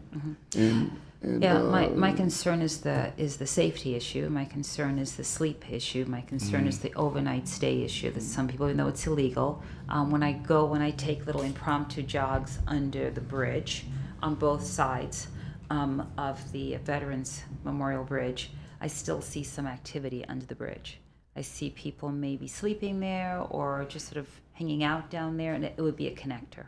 So that would be my concern with it. So is there a desire for us to bring back to demo the building? Yeah. Yes. Yes. Yes. So in other words, the building is gone, we have to go in another direction. We've gotta We put don't have to something know there. what direction that's going to be. But that would just help us if we know, for now, put green space. Or, and then work with the committee also to bring the ideas back to you all to see if there's a potential partnership or not, or if there are some things that we can do as a city that goes beyond just the partnership also. Yeah. All right. And then may I have a conversation with the Esplanade to find out, if we do this, is there some feeling that they might want to partner with us on that? My concern is the security aspect. I would like them to be involved in that, if they're going to be involved in that. That's all. Well, if they're going to be involved, it's going to be the same thing as the rest of it. I'm sure they wouldn't want to be involved any other way. And I'm fine with that. Okay. Yeah.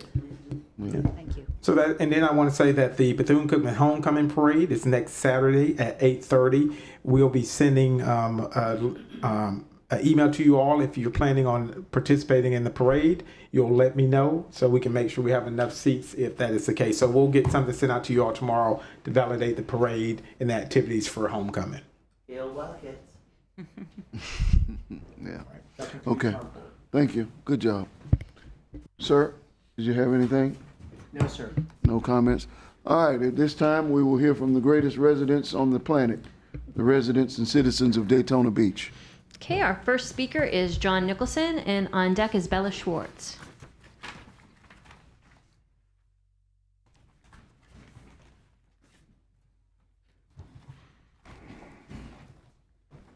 John Nicholson, 413 North Grandview Avenue. Last meeting, you mentioned that someone had referred to what happened at a previous meeting as gaslighting. I looked up the definition. The mayor turned around and instead of him being the gaslighter that I was. Now, gaslighting is when somebody continues to make somebody else feel as if they're always wrong. Now, 20 or 30 times the mayor has said publicly that you cannot trust what I say and that I'm always wrong. Paula added that I'm only wrong 90% of the time. So I've listed several things that either the mayor or Mr. Chisholm, a previous city manager, or Rob Gilliland said was wrong or that would never happen. The newspaper had reported that 2 developers were looking west of 95. I said it was Mosaic and Margaritaville. Rob said absolutely not. They were not coming in. 2, he said that Mario Seni was a land speculator and that he would never build Mosaic. As a matter of fact, that there would be no houses built west of 95 until 2025 or later. There are houses west of 95. I said we needed to widen LPGA. If we didn't, that small bridge would be backing up. It backs up. I said that there would be 70,000 people at the next census. In 2020, we had 71,000 people. I am not always wrong, Mayor. I would said if those houses went in, Tangier Outlet Mall that we had just approved would be adding tons of new businesses, new stores, new restaurants on Williamson and LPGA. They did go in. I said the half-penny sales tax would fail because of the impact fees. The county had not raised them and the city had not raised them, and the public was upset that we were going to raise a half-penny and not raise impact fees. It did fail. I stated that the roundabout on A1A was not good. The city said I was the only one to oppose it. Billy Wheeler had a meeting, 92 people, 90 opposed it. Jim Chisholm said if that roundabout did not go in, FDOT would not do ISB and would not do A1A. They did them both, and I said you would not like the chicanes, and you did not. I'm telling you, Mayor, when I speak before you and you say I am always wrong, I am not always wrong. Thank you. Always is a big word, and I don't know that I said always, but if I said always, I'll apologize and reduce my assessment to Paula's assessment of 90%. You can give 10% facts and be wrong 90%, then I'll just reduce it to Paula's statistics. And your time is up. Our It's my next time. speaker is Bella Schwartz, and on deck is Vern Weatherholtz.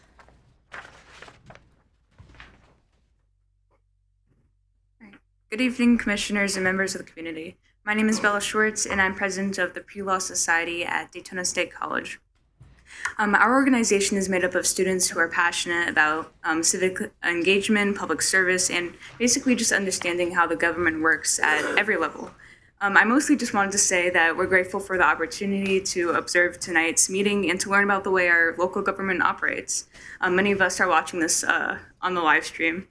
And seeing this process in action is a valuable experience for future legal professionals such as ourselves. As a member of the upcoming generation, I'd also like to briefly speak on an issue that matters deeply to me, which is our local environment. Daytona Beach is known and loved for its natural beauty, not for subdivisions and for storage units. Unfortunately, rapid development and poorly planned development has harmed some of the very spaces that draw people here in the first place, not to mention all the flooding.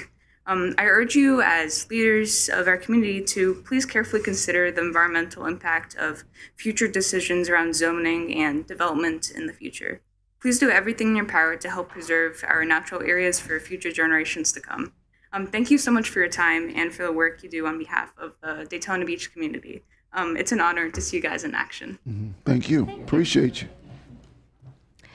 Our next speaker is Vern Weatherholtz, and on deck is Dale Ronan.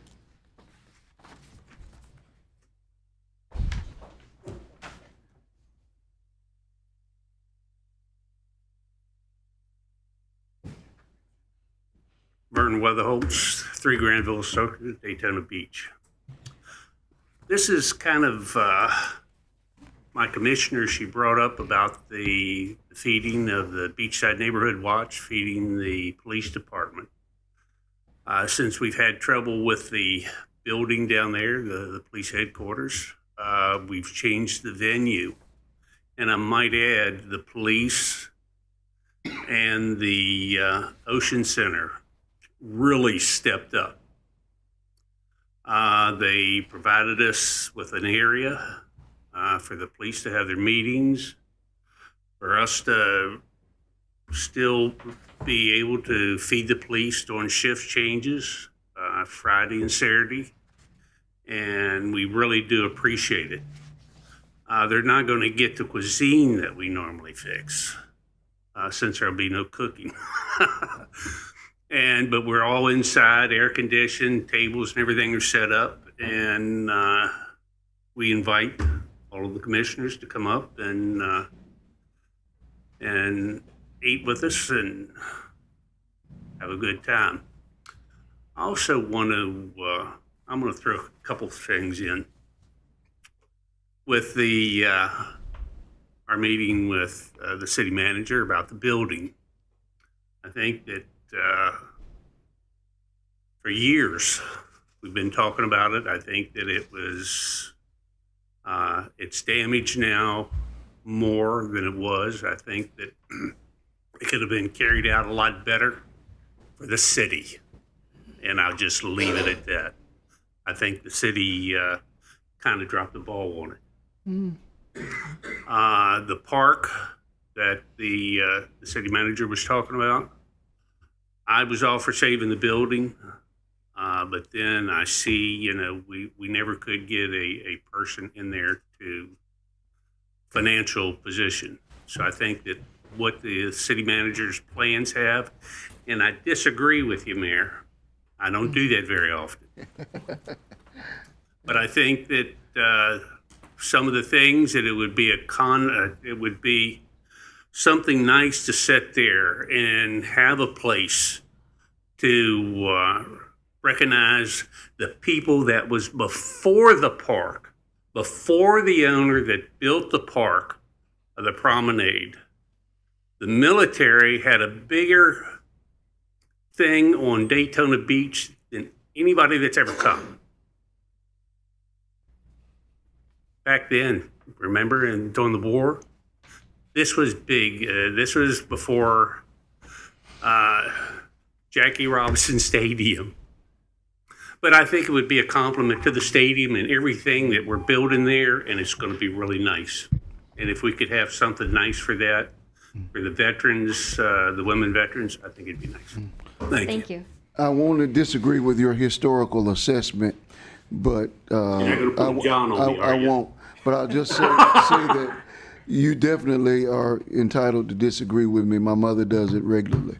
But it's very simple. That's right. Yeah, thank you. Our next speaker is Dale Ronan, and on deck is Meryl Fuqua. Is Dale here? Okay, our next speaker is Meryl Fuqua, and on deck is Suzanne Odina.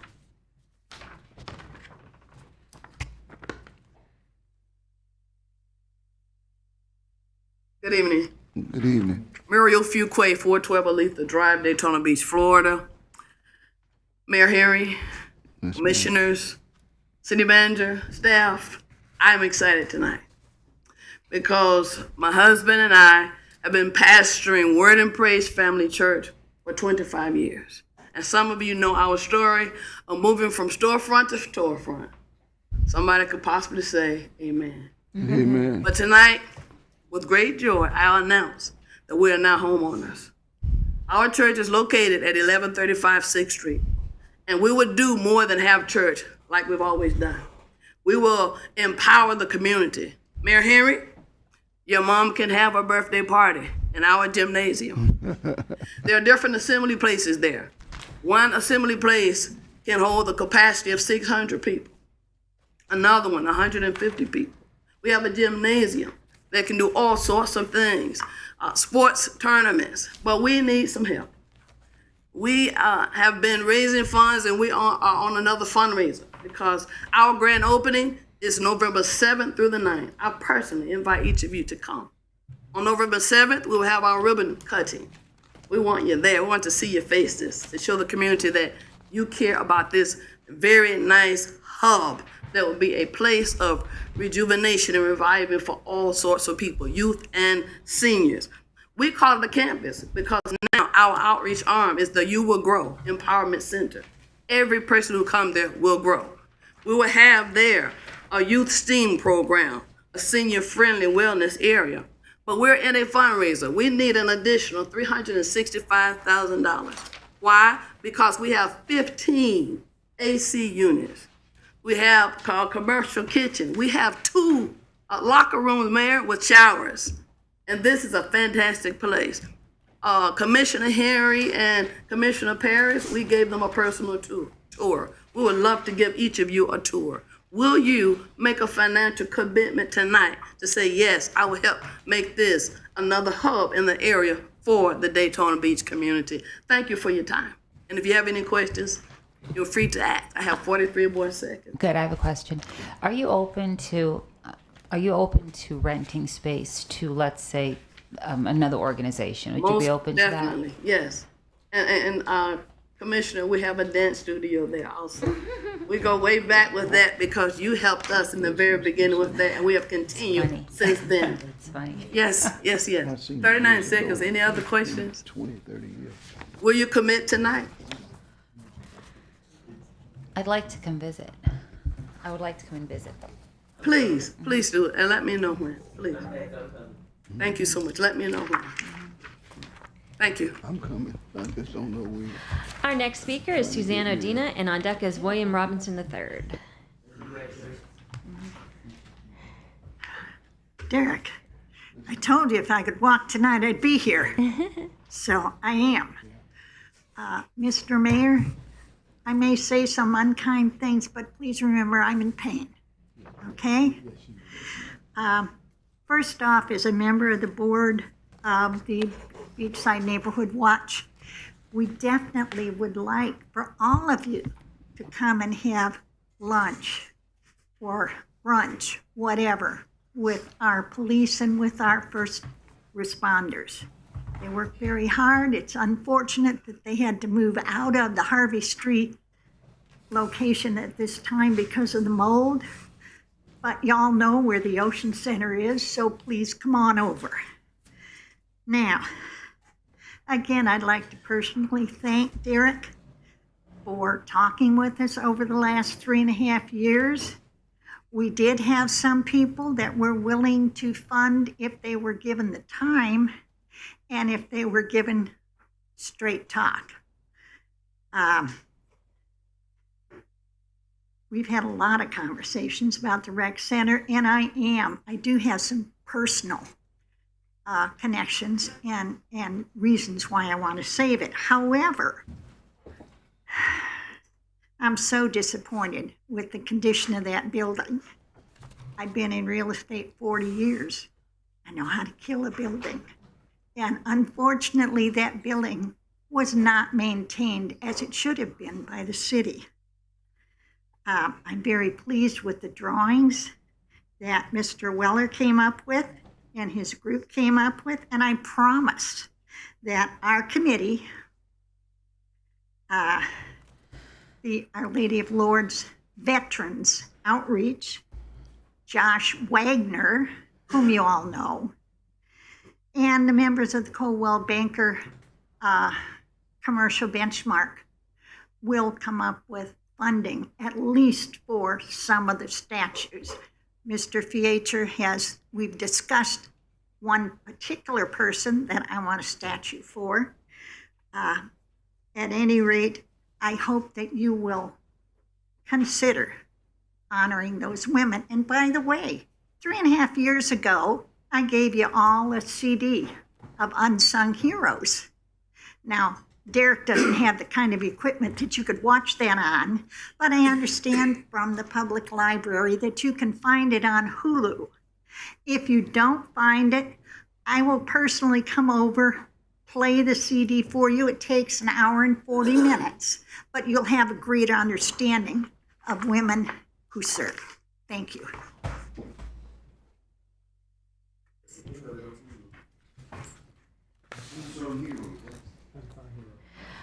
Our next speaker is William Robinson III, and on deck is Sammy Davis.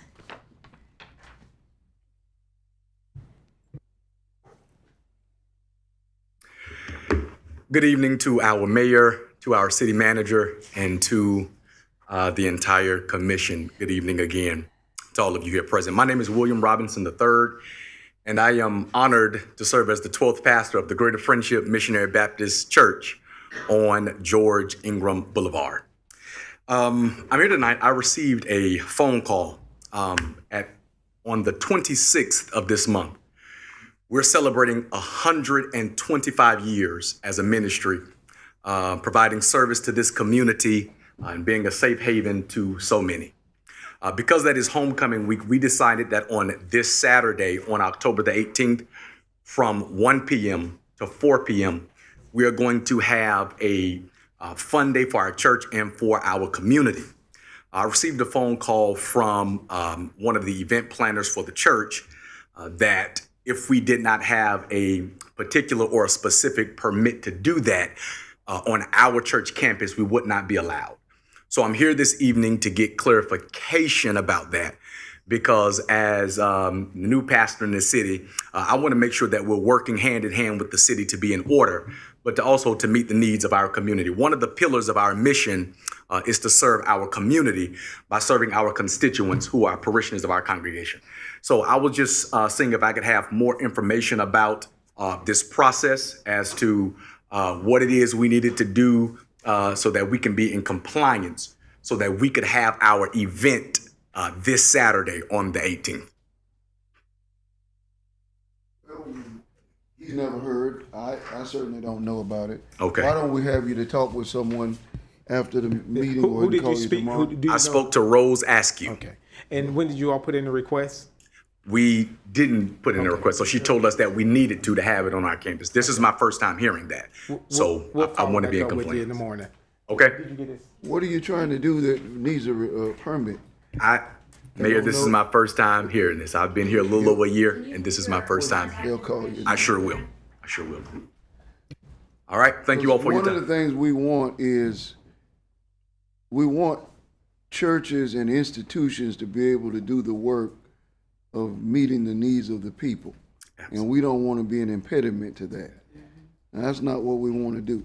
And we want to be able to partner when you have an activity and an event that we think is beneficial to our residents.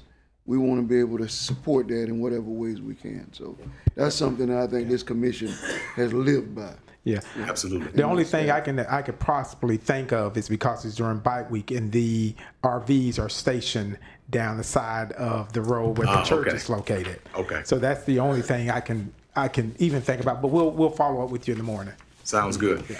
And you all have a personal invitation to join us on our event on October the 18th at 1 p.m. Thank you all so much for your time. Have a wonderful evening. Thank you. I sure will. Yes. Let's see. Our next speaker is Sammy Davis. And on deck is Brenda Bowser.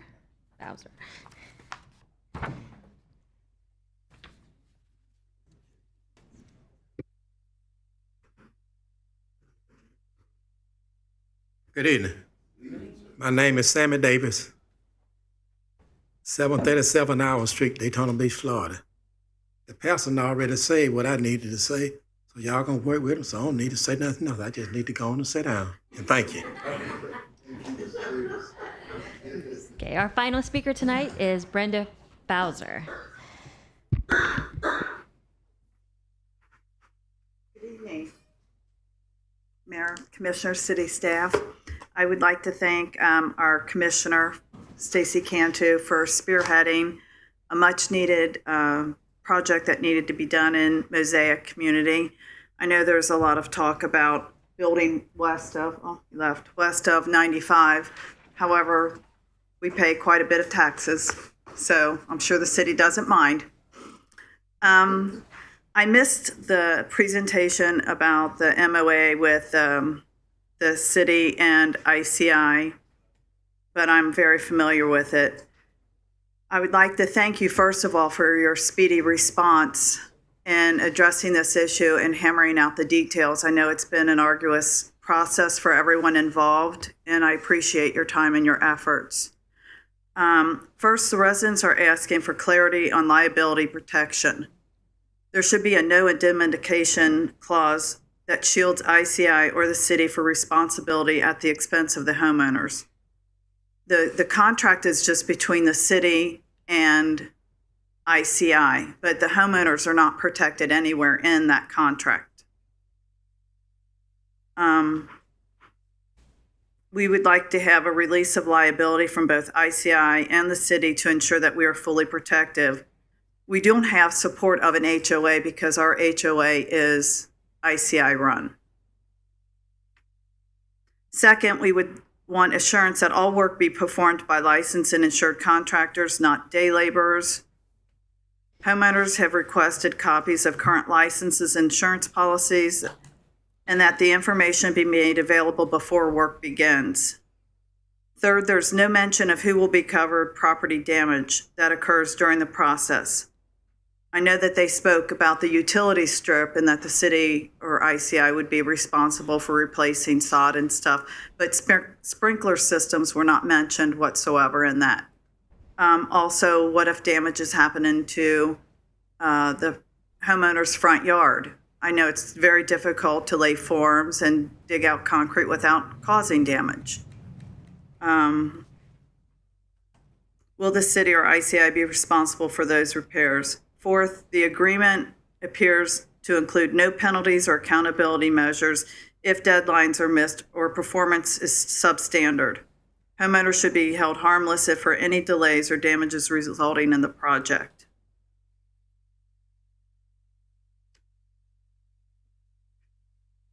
In addition, I'd like to formally request that Volusia Residential Construction LLC not be permitted to bid for the contract.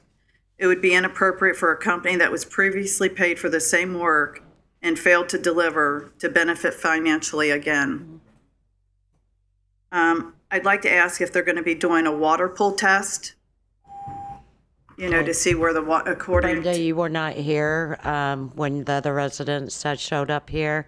I will be having some town hall meetings in your community, and we'll give all your information. You will be protected. We do have our city attorney and ICI attorney working together. They will all be out together doing everything. We let them do their job. I represent you. If you have problems, you come to me. If something's not being done correct, and I will address it like I have before.